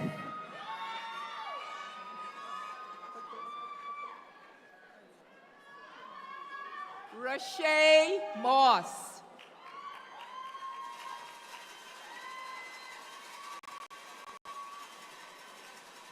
Kendrick Seymour. Ingrid Forbes. Desiree Sheree Woodside. Shirley C. Jean. Adlin Luma.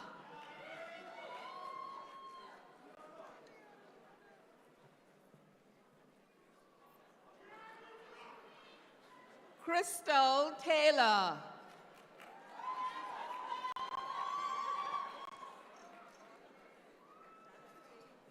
Delante Taylor.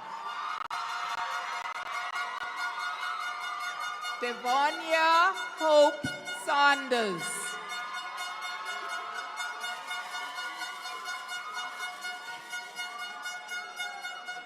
Leonardo Cornish.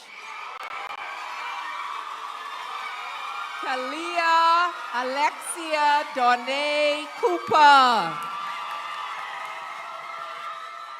Renard Roll. Matthew Curling. Sheldon Ramsey.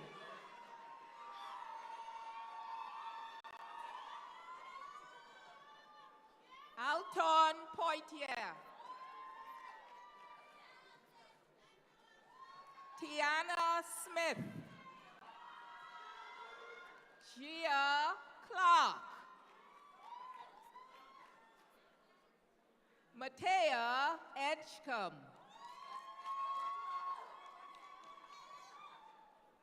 Shavincia Saunders.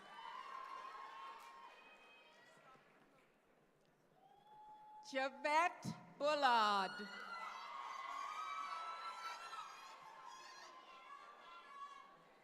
Gardenia Lightborn Store.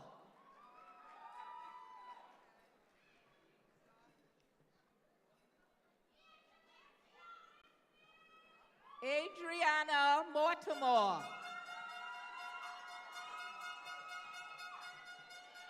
D'Angelo Adderley.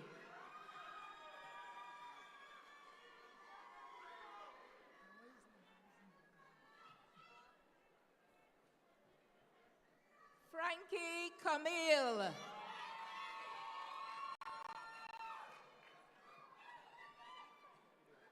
Derrita C. Ferguson.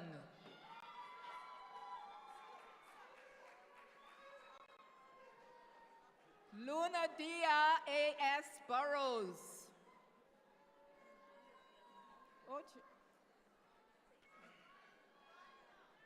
Lanadia A.S. Burrows.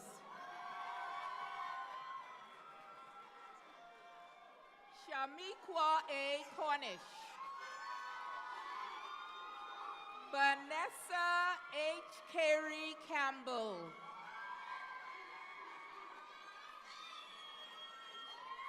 Taisha Brooks.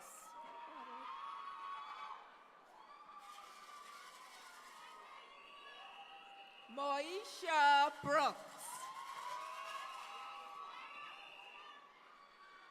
Ovonia Higgs.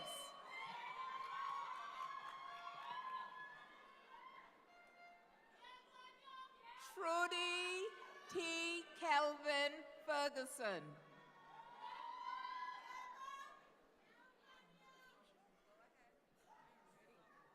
Fantasia Deal.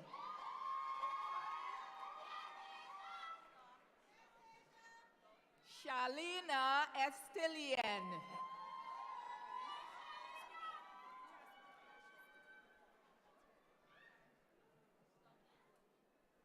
Kylisa J. Edwards.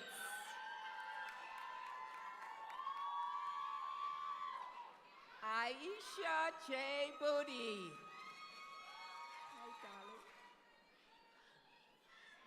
Shafika D. Bain.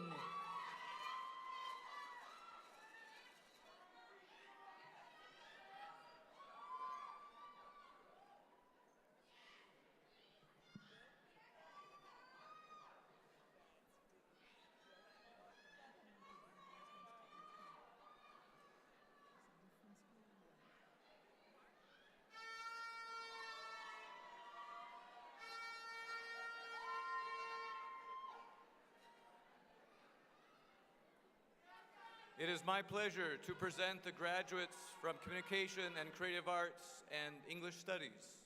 Alicia Stiles. LePage Gardner. Raquel D. Locker. Smith,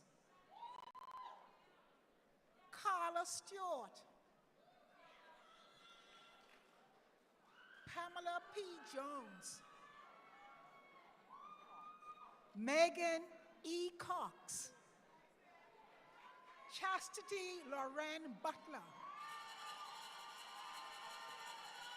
Ashley Danielle Marie, Deborah Raquel Thompson,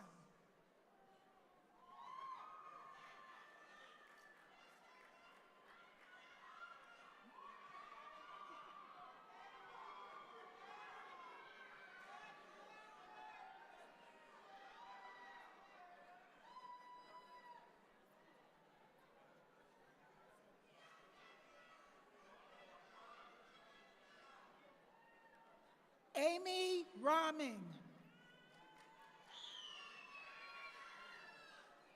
John Wilton Knowles II,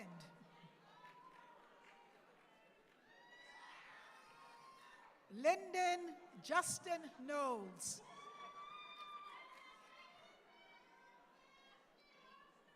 Paul Maylis,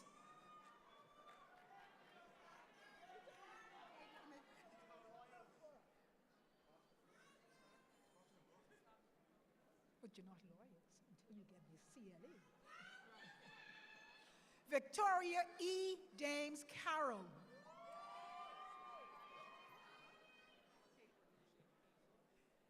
Danielle Capron, Maisha Saunders, Christian Duncombe,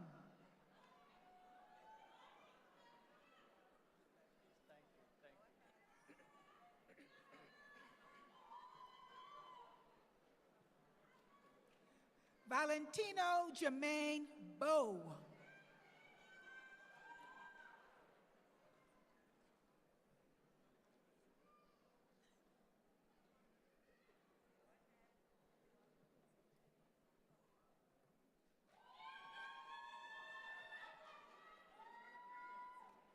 Cyril Morris,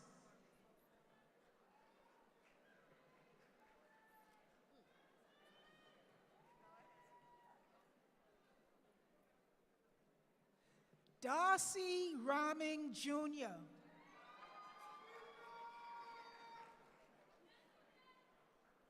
Davia Wright,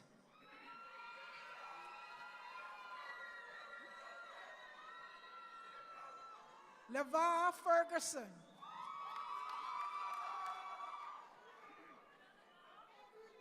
Delano Horton,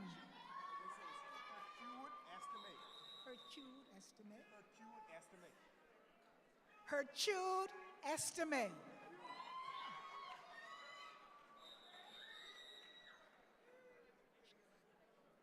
Rashad Ramon Flowers,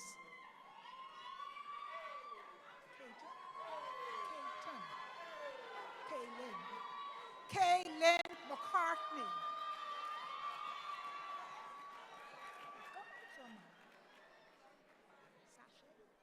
Sashay Duncan, Rashay Alexis Newbold,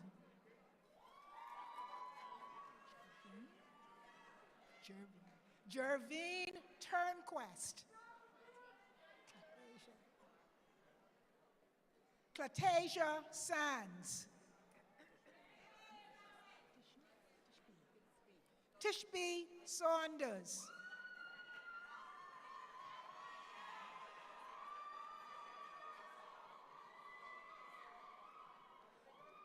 Tiana Ferguson,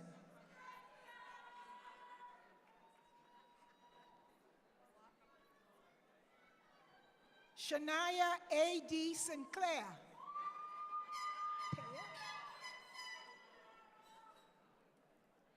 Taya Brown,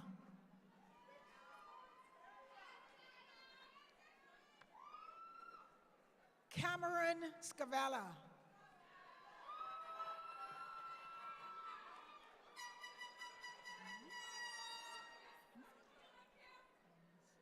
Lanice Bullard,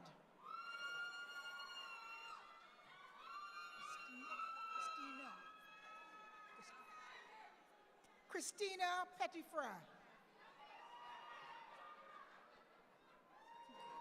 Nakira Roll. Brandon Antonio Robinson.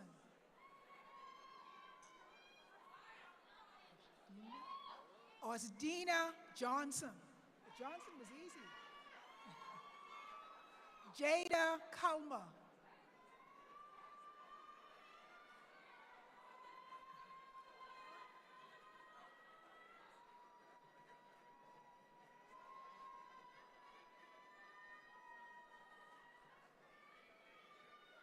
Loran Seymour.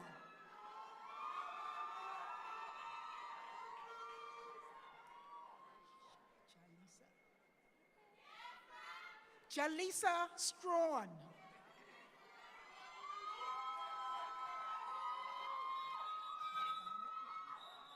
Giovanni Smith.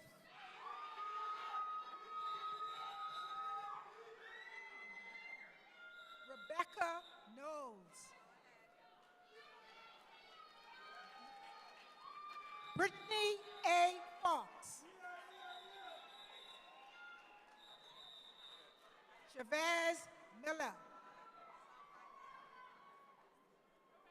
Catherine Hanna.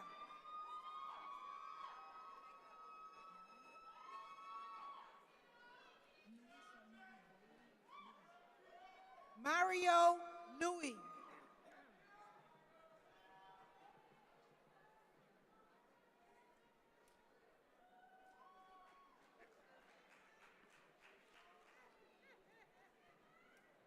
Ja San Smith.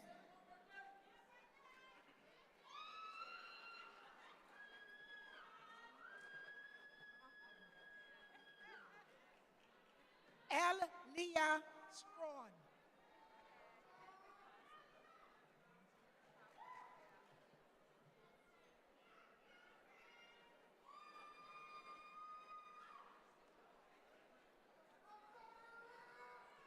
Romika Josie.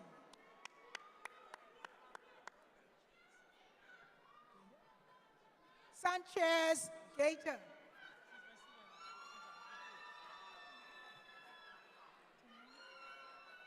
Tanil Adderley.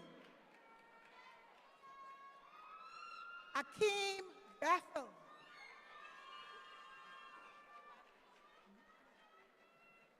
Luquisha Roca.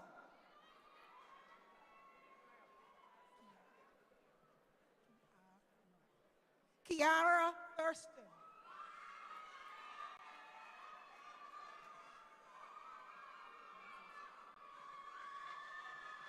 Mia Carey.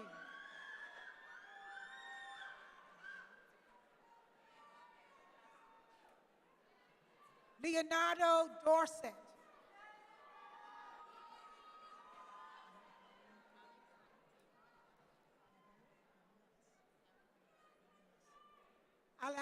Alexandra Develes.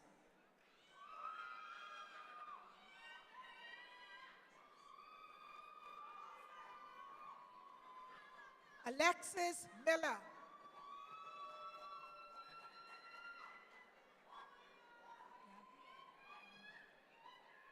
Gabrielle Barnett.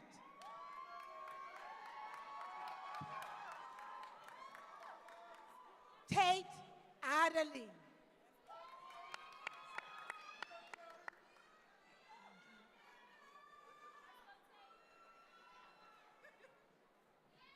Adria Davis.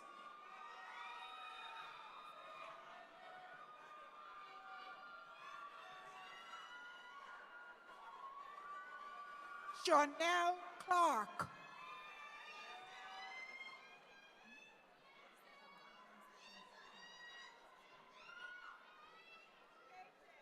Johanne St. Julian.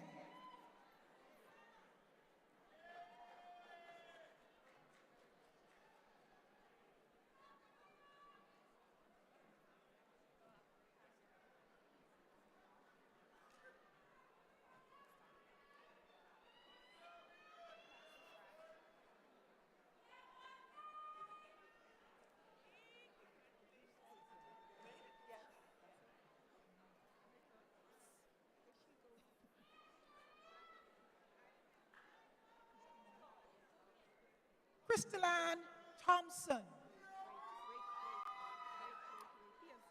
We're going to do a do-over. It is my pleasure to present the graduates from Communication and Creative Arts and English Studies. Shadia Goldborn Gomez.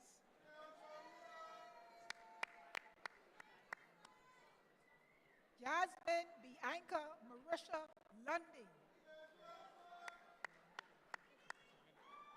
Jade Russell. Alexis Williams.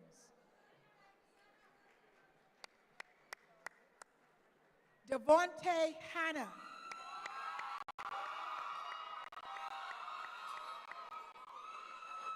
Aaron Munnings.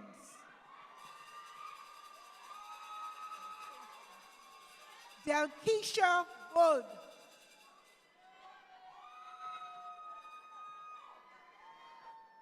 Shanae Forbes.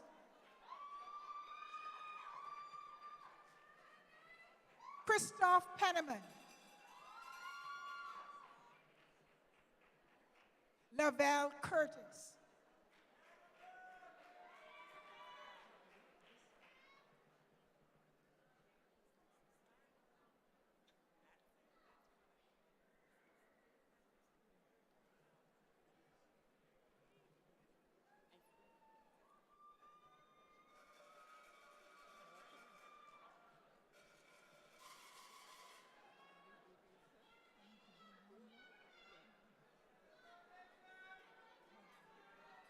It is my distinct pleasure to present the graduates from Chemistry, Environmental, and Life Sciences, including those from the Small Island Sustainability Center, Mathematics, Physics and Technology, and Nursing and Allied Health Professions.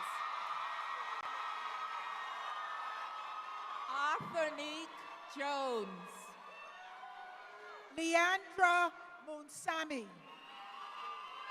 Timothy Newbold. Aaronette Feaster. Yvette Francis. Ravella Dean.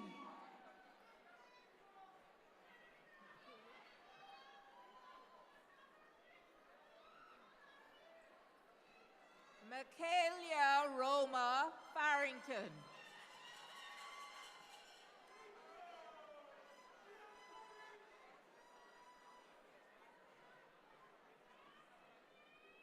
Tony Joanne Mingo. Lydia Grant.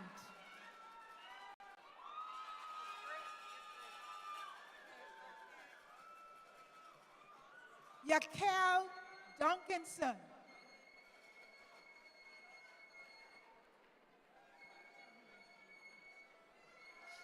Joshua E.V. Davis.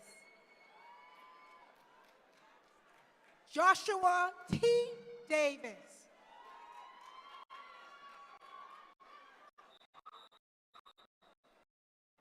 LaTara McIntosh.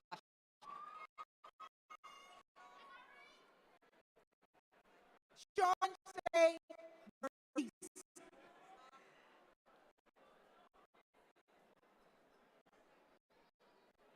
Trent Davies.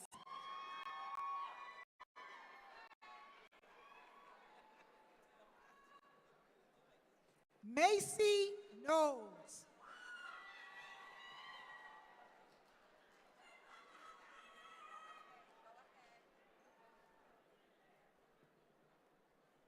Valdez Miller.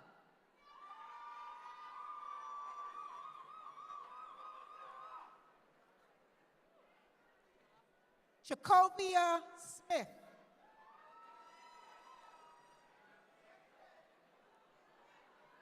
Amber Turner. Liberty Clark.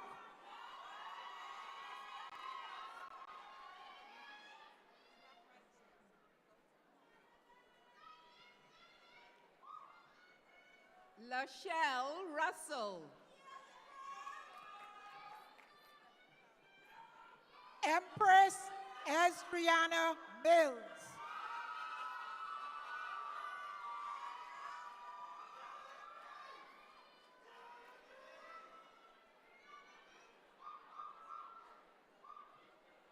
Shantana R. Etienne. Haronique DeVoe.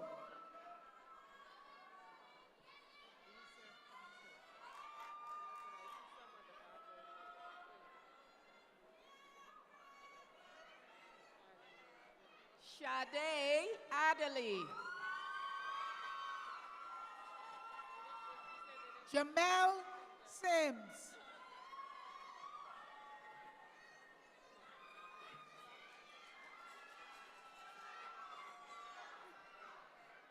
Joshelle Eden Hillhouse. Vanisha Mackey.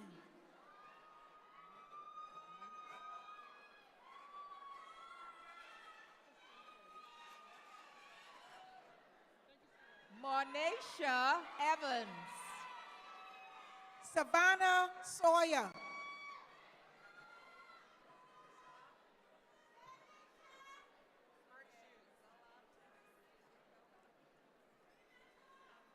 Chetlyn Thomas. Paige Cartwright.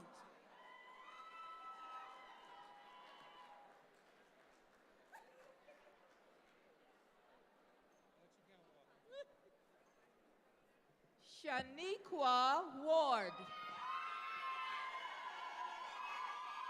Latonya Williams.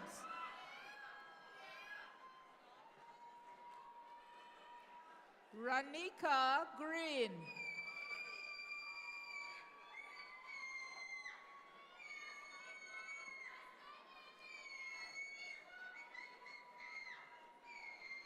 Renee Raming. Ramona Forbes.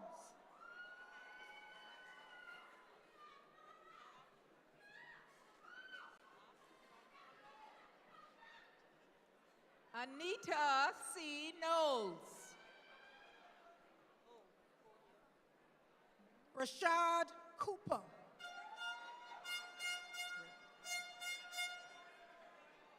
Bricknell Knowles.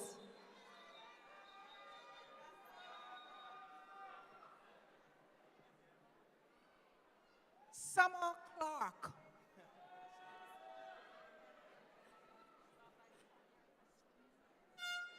Troy Strawn.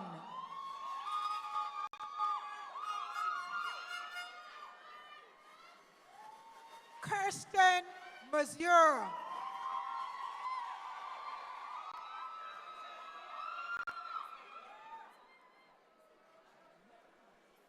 Travell Bain.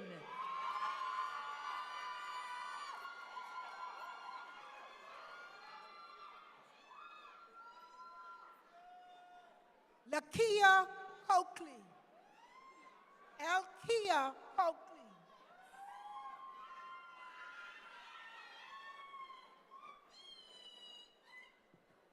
Ladies and gentlemen, please, we need to clear the aisles here. You're preventing the graduates.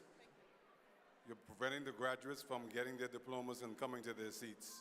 We have a photographer here that's taking the photographs. You can get yours afterwards. Please clear the space for us, please. Thank you. Christian right there, third row. Third row, first person. First person.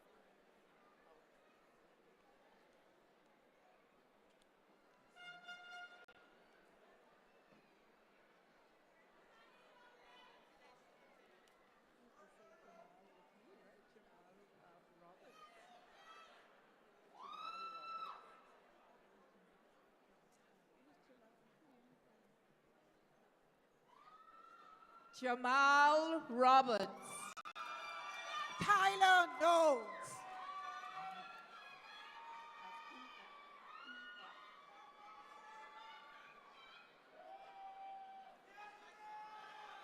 Namika E.F. Forbes.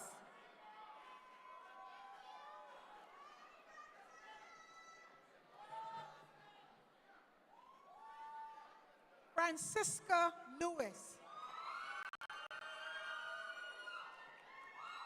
Destiny Monroe. Denario Salaman Dean.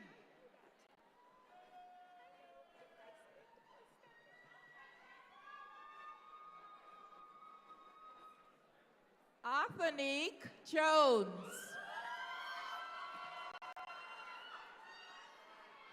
Benica Brown Knowles.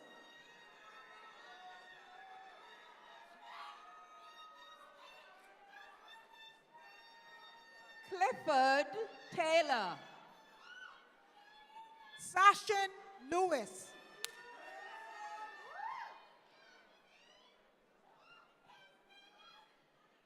Celine Ferguson.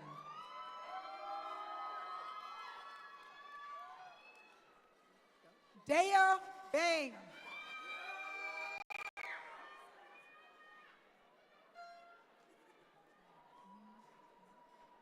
Deshaun Edgecombe.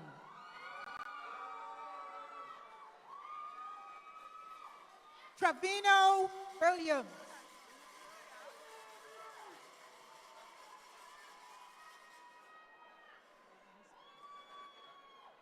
Wayne Malcolm. Ransford Malcolm.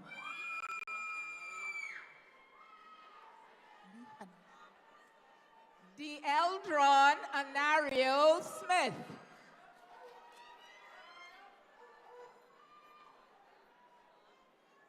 Lee Hanessa Rome.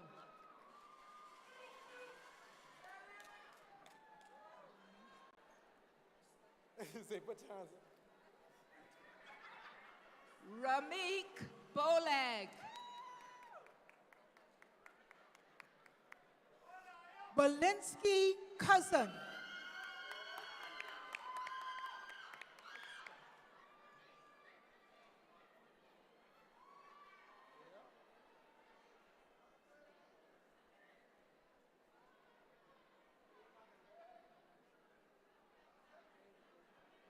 Kristen Glenn Wright.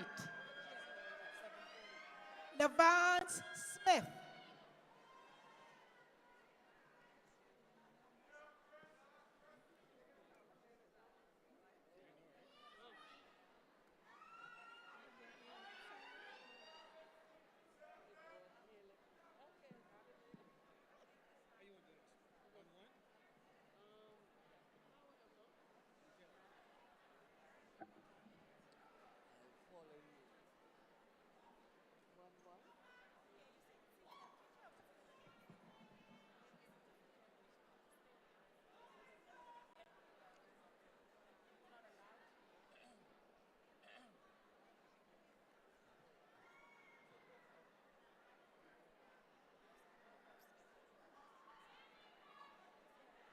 Mackinson Charles.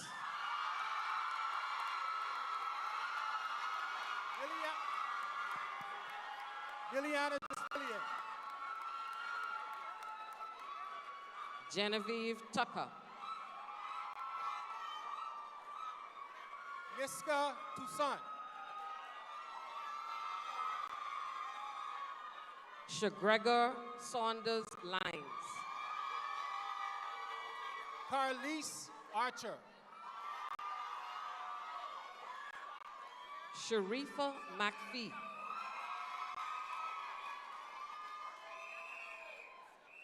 Tina Watson.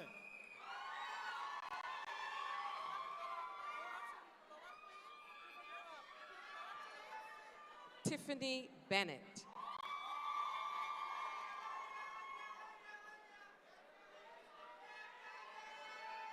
Avery Major Sands. Alex McCartney Wallace. Antonisha Mackey. Desiree Butler.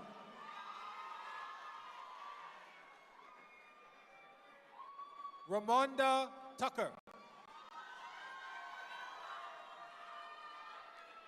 Deandra Ferguson. Clintnishka Johnson.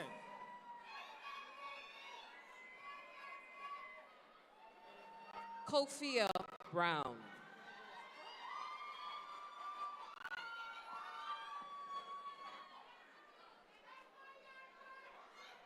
Monisha Culmer.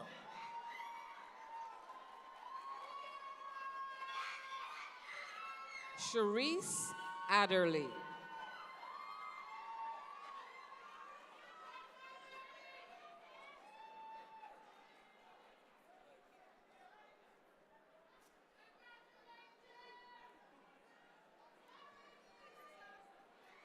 Ruth Wilson.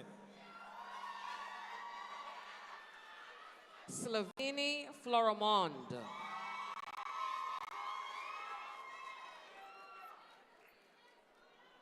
Bradleysha Bullard.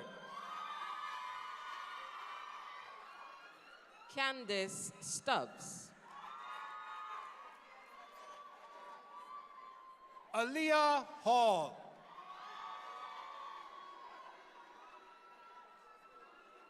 Oprah Davis.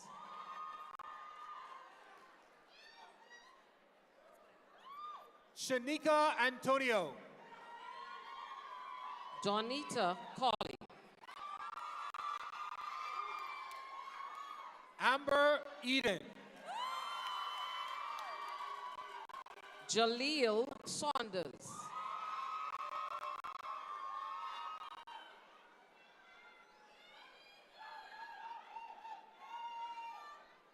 Ludi Etiel Warden. Clarissa Newton Duncombe. Curleen Tador. Lindsay Fedor. Natika Wright. Dantonique Lewis.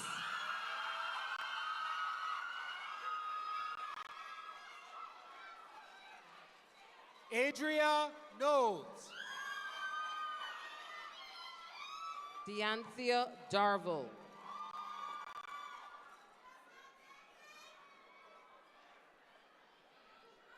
Ladies and gentlemen, we cannot proceed until this aisle is cleared.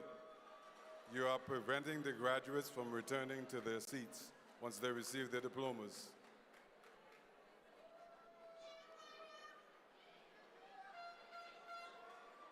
Onishka Fowler. Shakira Barr.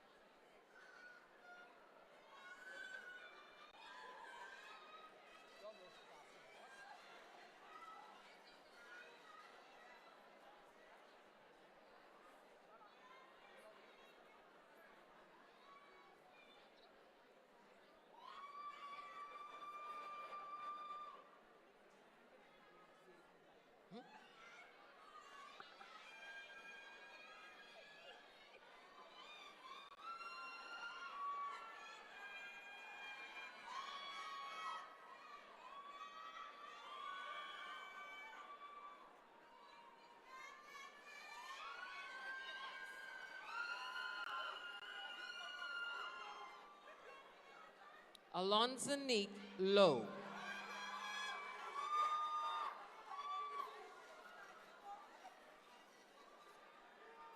Grace Audrey Deborah Lightborn. Tamisha Daxon.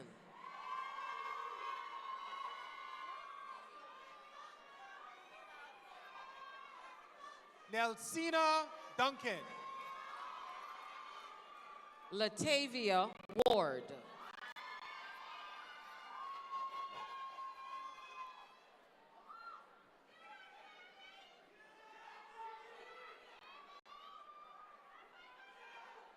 Adrienne Humes. Victoria Hannah.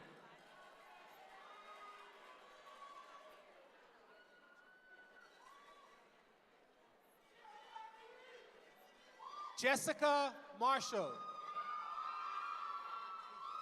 Trisha Lee Slowly. Haydinia Polimas. Kalia Jones. Lavanna Wallace. Tamara Sands Rowe.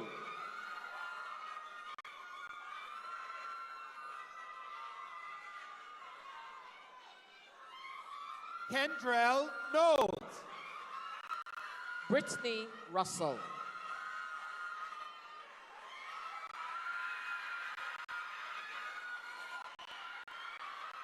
Ashara McQueen. Rose Richard.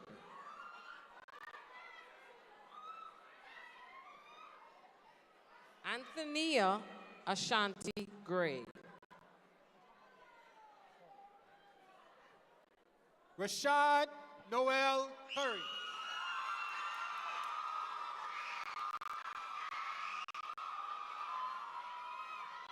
Anishka Deviles. Raven Barry. Marcia Pierre-Louis Moise.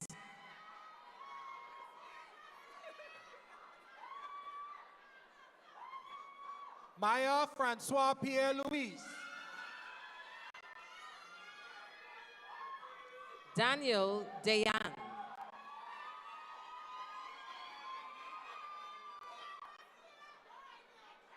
Goshen Raming.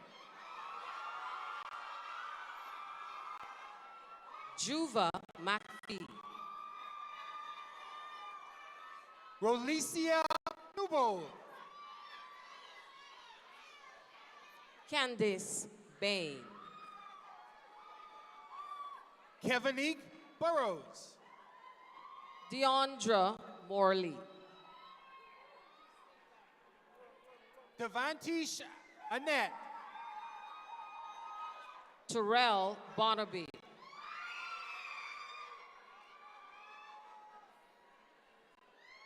Dwinique Allen.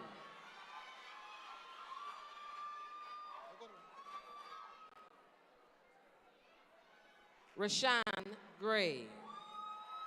Tishan C.D. Scott.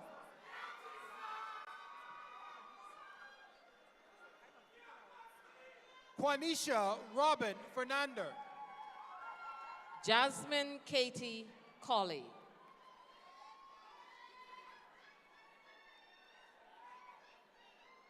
Sherdell Cox. Sanara Lee Heron.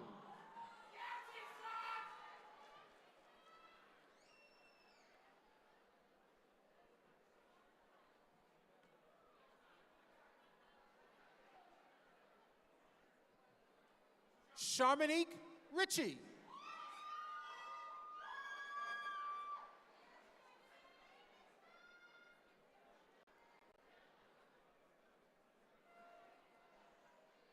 D'Angela Humes.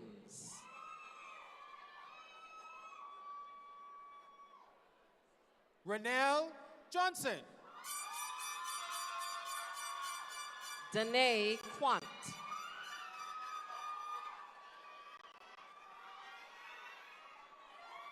Alexis Hepburn.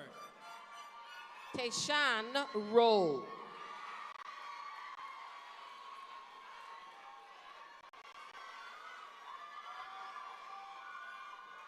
Andrell Smith. Koshina McPhee.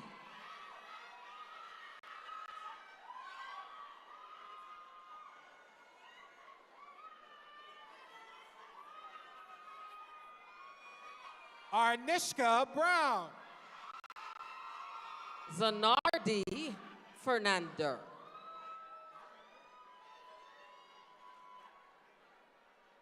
Lushander Roll. Ty Stewart.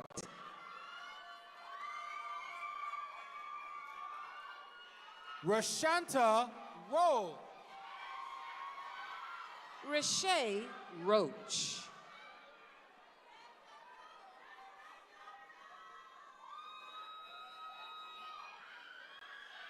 Trevia Morley. Tyler Gibson.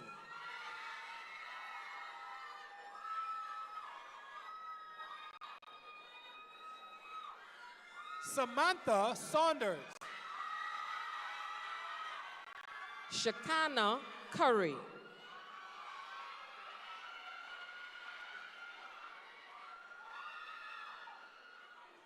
Caitlin Brown.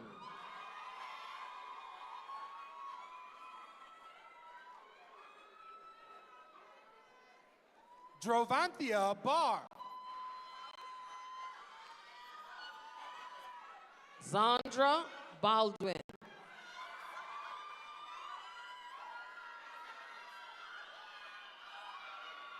Haley Bostwick. Britia Raming.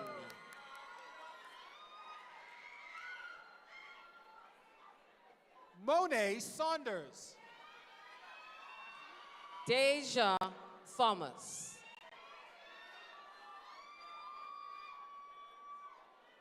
Dashanique Charlton.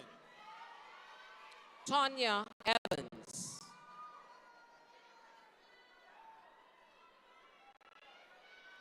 Samantha Bonnaby.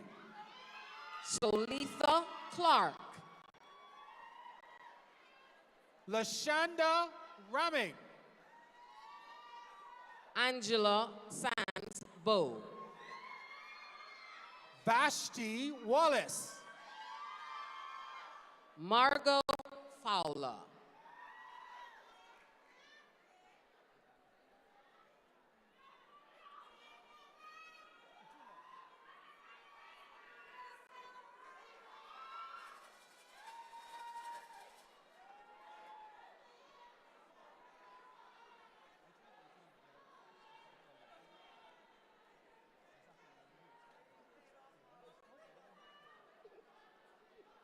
Petula Lockhart.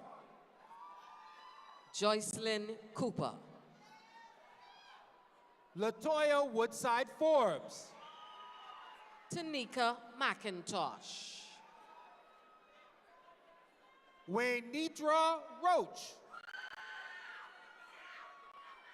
Colette Stubbs Jones.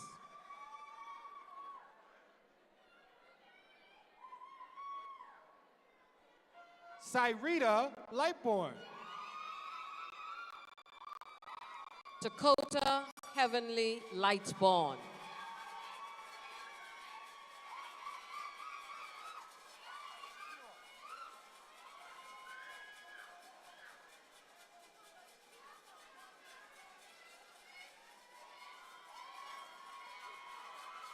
Shakira Ferguson.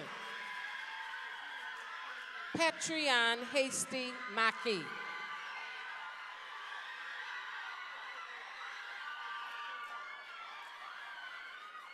Antonio W. Saunders. Angelique Sweeting.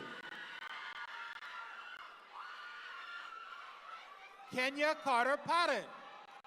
Roy Ann Hanna. Tiffany Clark Smith. Chandre Cox. Samantha Nicole Johnson Daly. And Murdra Sirion.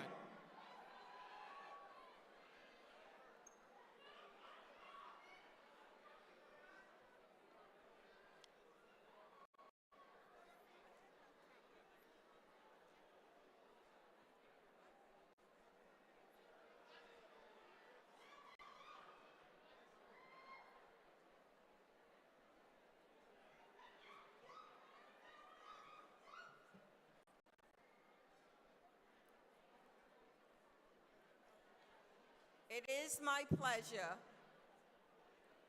to Kenny present Glinton.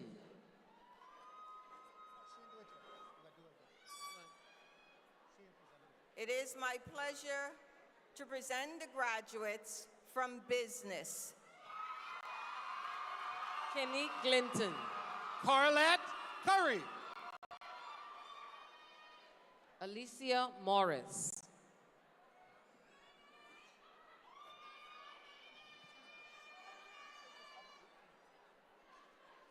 Felicia Hanna. Cassidy Francesca Clark.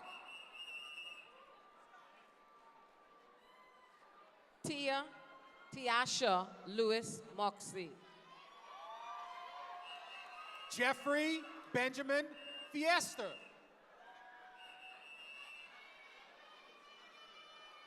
Sharnay Davis. You gotta get there. Faith Gibson. Christina Williamson. Vandria Cox.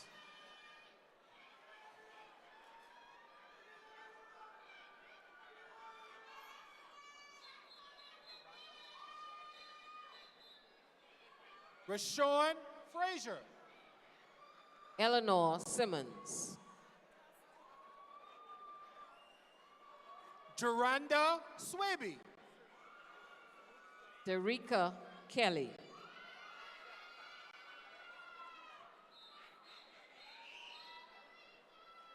John L. Forbes. Rashanae Josie.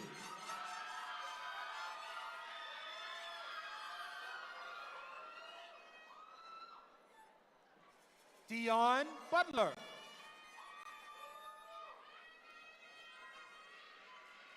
Cleopatra Wilson Adderley. Diana Curtis.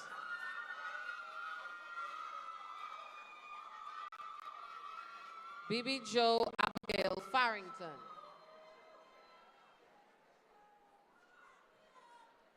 Megan Boodle. Levante Sampson. Shadice B. Sinclair. Richard Lines.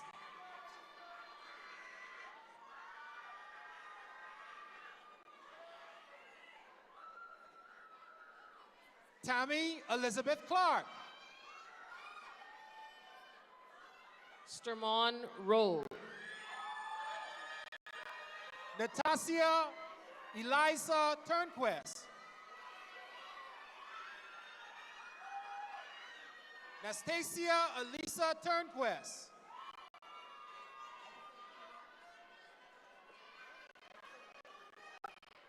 Douglas S. R. Roll, Jr.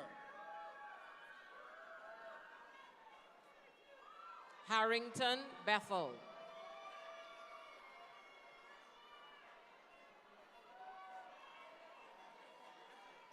Jody A. M. Johnson. Jamie Darling. Tamara Johnson. Daranique Johnson.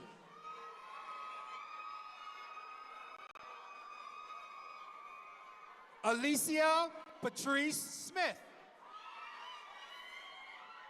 Aaliyah Raming. Garnell Gibson.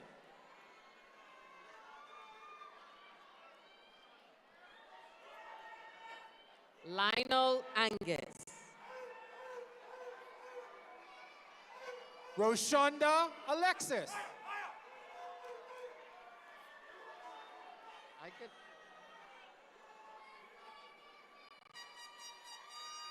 Sasha Colley.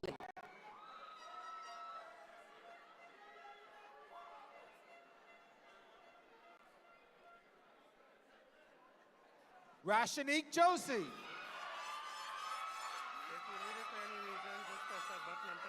Michelle Dillion.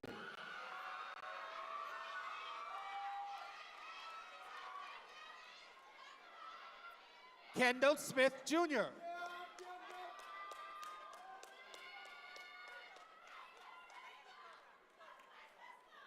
Daria Cambridge. Dave Williams Jr. Ebony Deandra Thompson.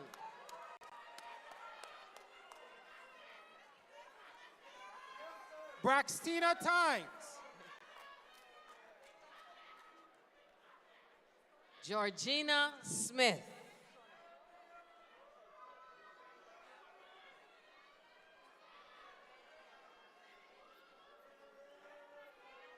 Shantia Khadijah Peaches Thompson.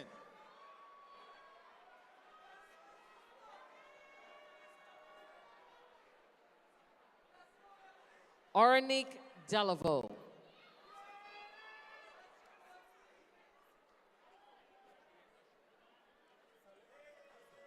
Jade Butler. Ferez Darkyle. Ariel Curlew.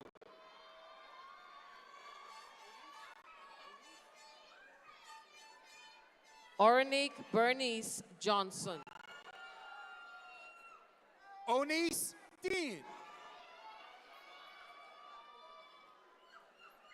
Davanya Kemp. Brene Fernander.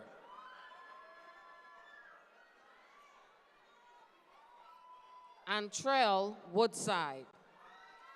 Nikita Johnson.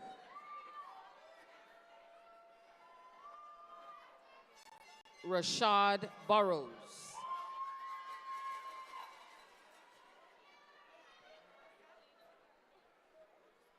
Vaughn Cartwright.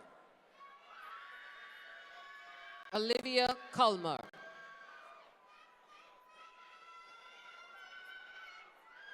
Jana McCartney.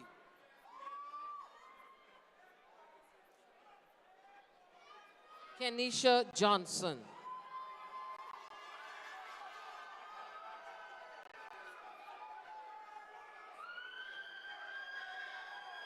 Kevin Stevenson. Christoph McKenzie.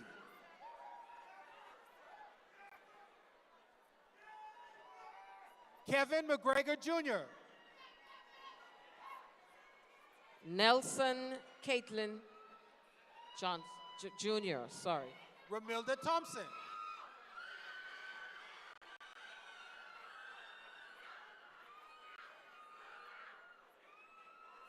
Natasha Baffle.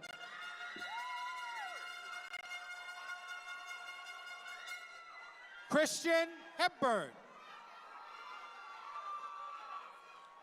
Christian Mazur.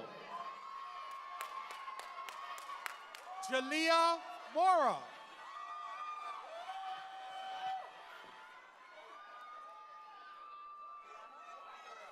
Jade Taylor. Deanna Scherer.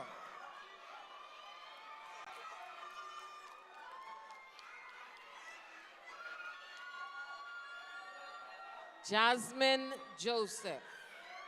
Diala Danielle. Dialia Danielle Farrington.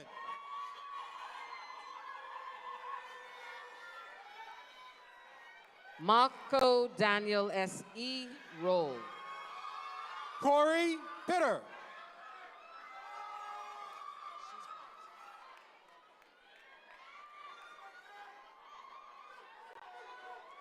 Daniel Hall Jr.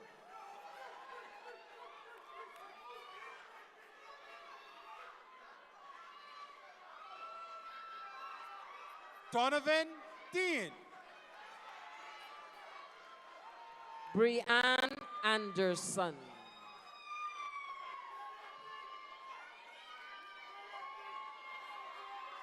Paige Celeste Butler. Marbria Wilmore.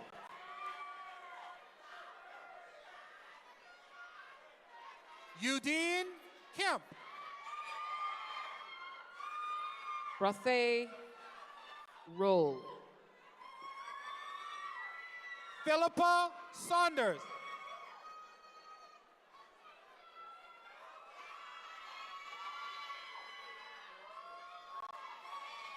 Serena Walford. Emily Servilli.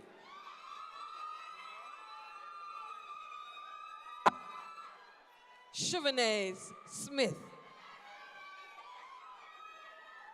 Lamorne Wendell Roll.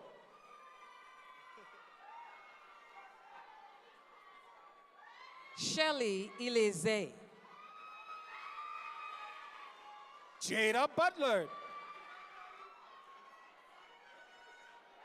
Irvine Bain. Patricia Smith. Keva DeVoe.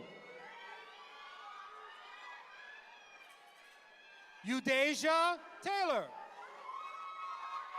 Bernique Popel.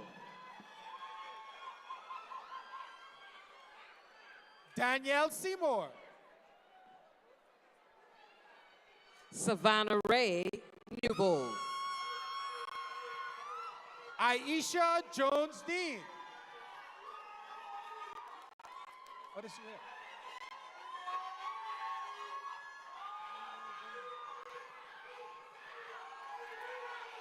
Nathaniel Alexander Brown. Rakara Roll.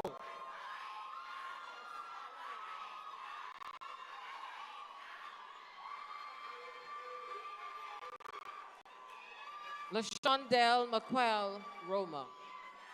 Brandon Levon Newbold.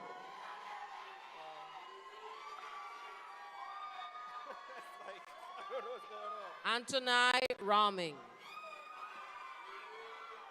Samuel Sears Jr.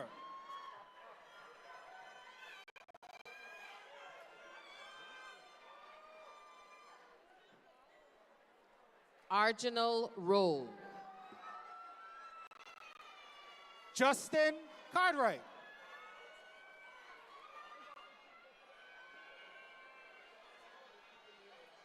Lovette Bethel.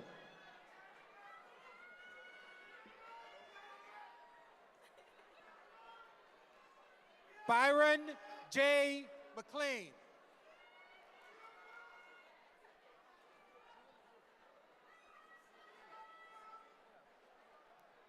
Vashti Colbrook. Jewel A. Knowles.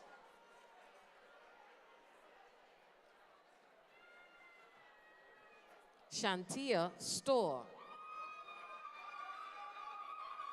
Taja Bain.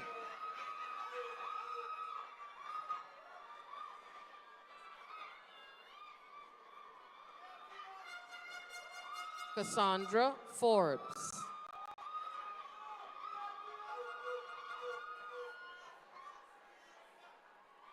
Lachey Charlton. Lachey Roma. LaCarla Roll. Celeste Sarai Evans. Adriana Thompson Smith. Kendira Charlton.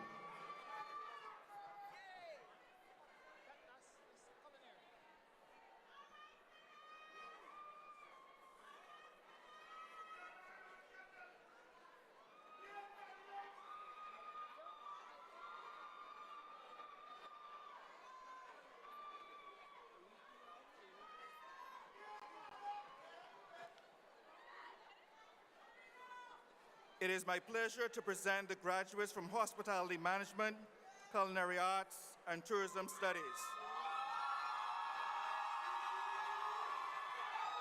Alethea Reese Hart. Breon Rowe. Marino Cartwright.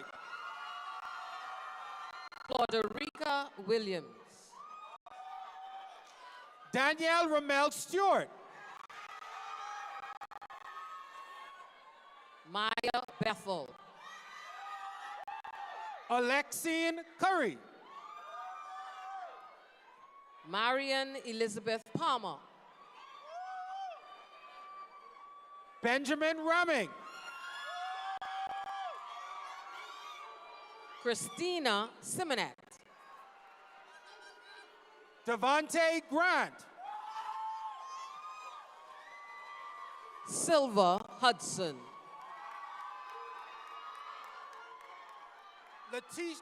Letitia Johnson. Tayan Bethel. Mayan Thomasina Demerit.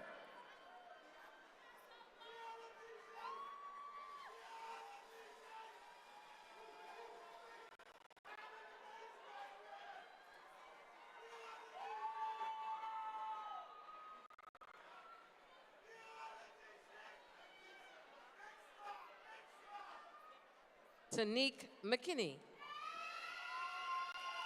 Janika Russell.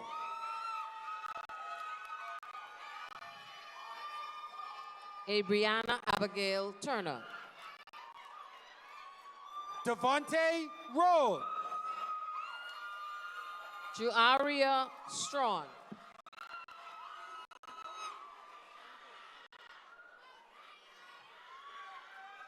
Shania Stirrup. Jada Jolly. Shellico Moxie Jr. Jewel Brown.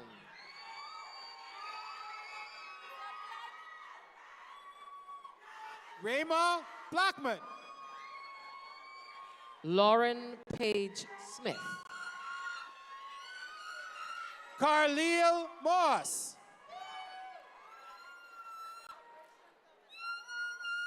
Rashad Romello McKenzie. Alvinique Morley.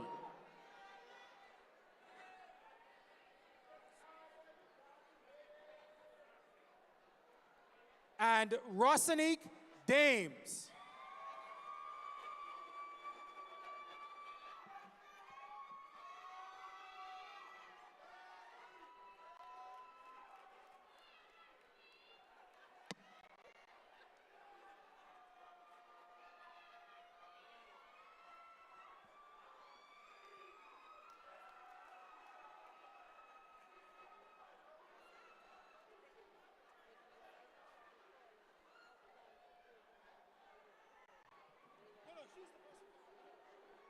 Ladies and gentlemen, we have now come to the end of the Spring 2022 Commencement exercise at the University of the Bahamas, New Providence. I invite you to stand for the benediction and remain standing for the academic procession. Please remain standing until the end of the academic procession. Arthur Nick Jones. There you go. Let us pray. With our classes and grading now complete, may we strive towards excellence in all we do. With the applause quieted, may we celebrate and lift up those around us. With the speeches concluded, may our voices rise up to pronounce peace and justice in the world. With the fanfare ceasing, may we find bliss in future endeavors and adventures. With advanced degrees and credentials in hand, may our achievements grow and enrich our communities. May we discover holiness in the midst of life's blessings, as well as life's challenges. As our careers commence, may we conduct our lives' work with exceptional knowledge, truth, and integrity, inspired to go forth and change our country as nation builders. From this day forward, amen.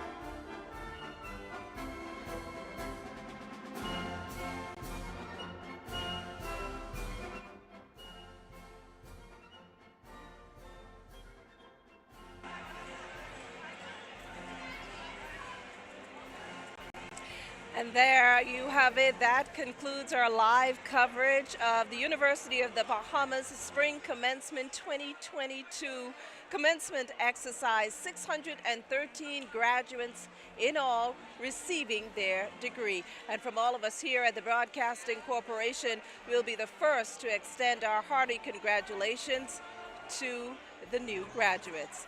That does it for the ZNS News Network. Once again, I'm Makush Lapinder. On behalf of myself and our entire team, thanks for watching and good evening.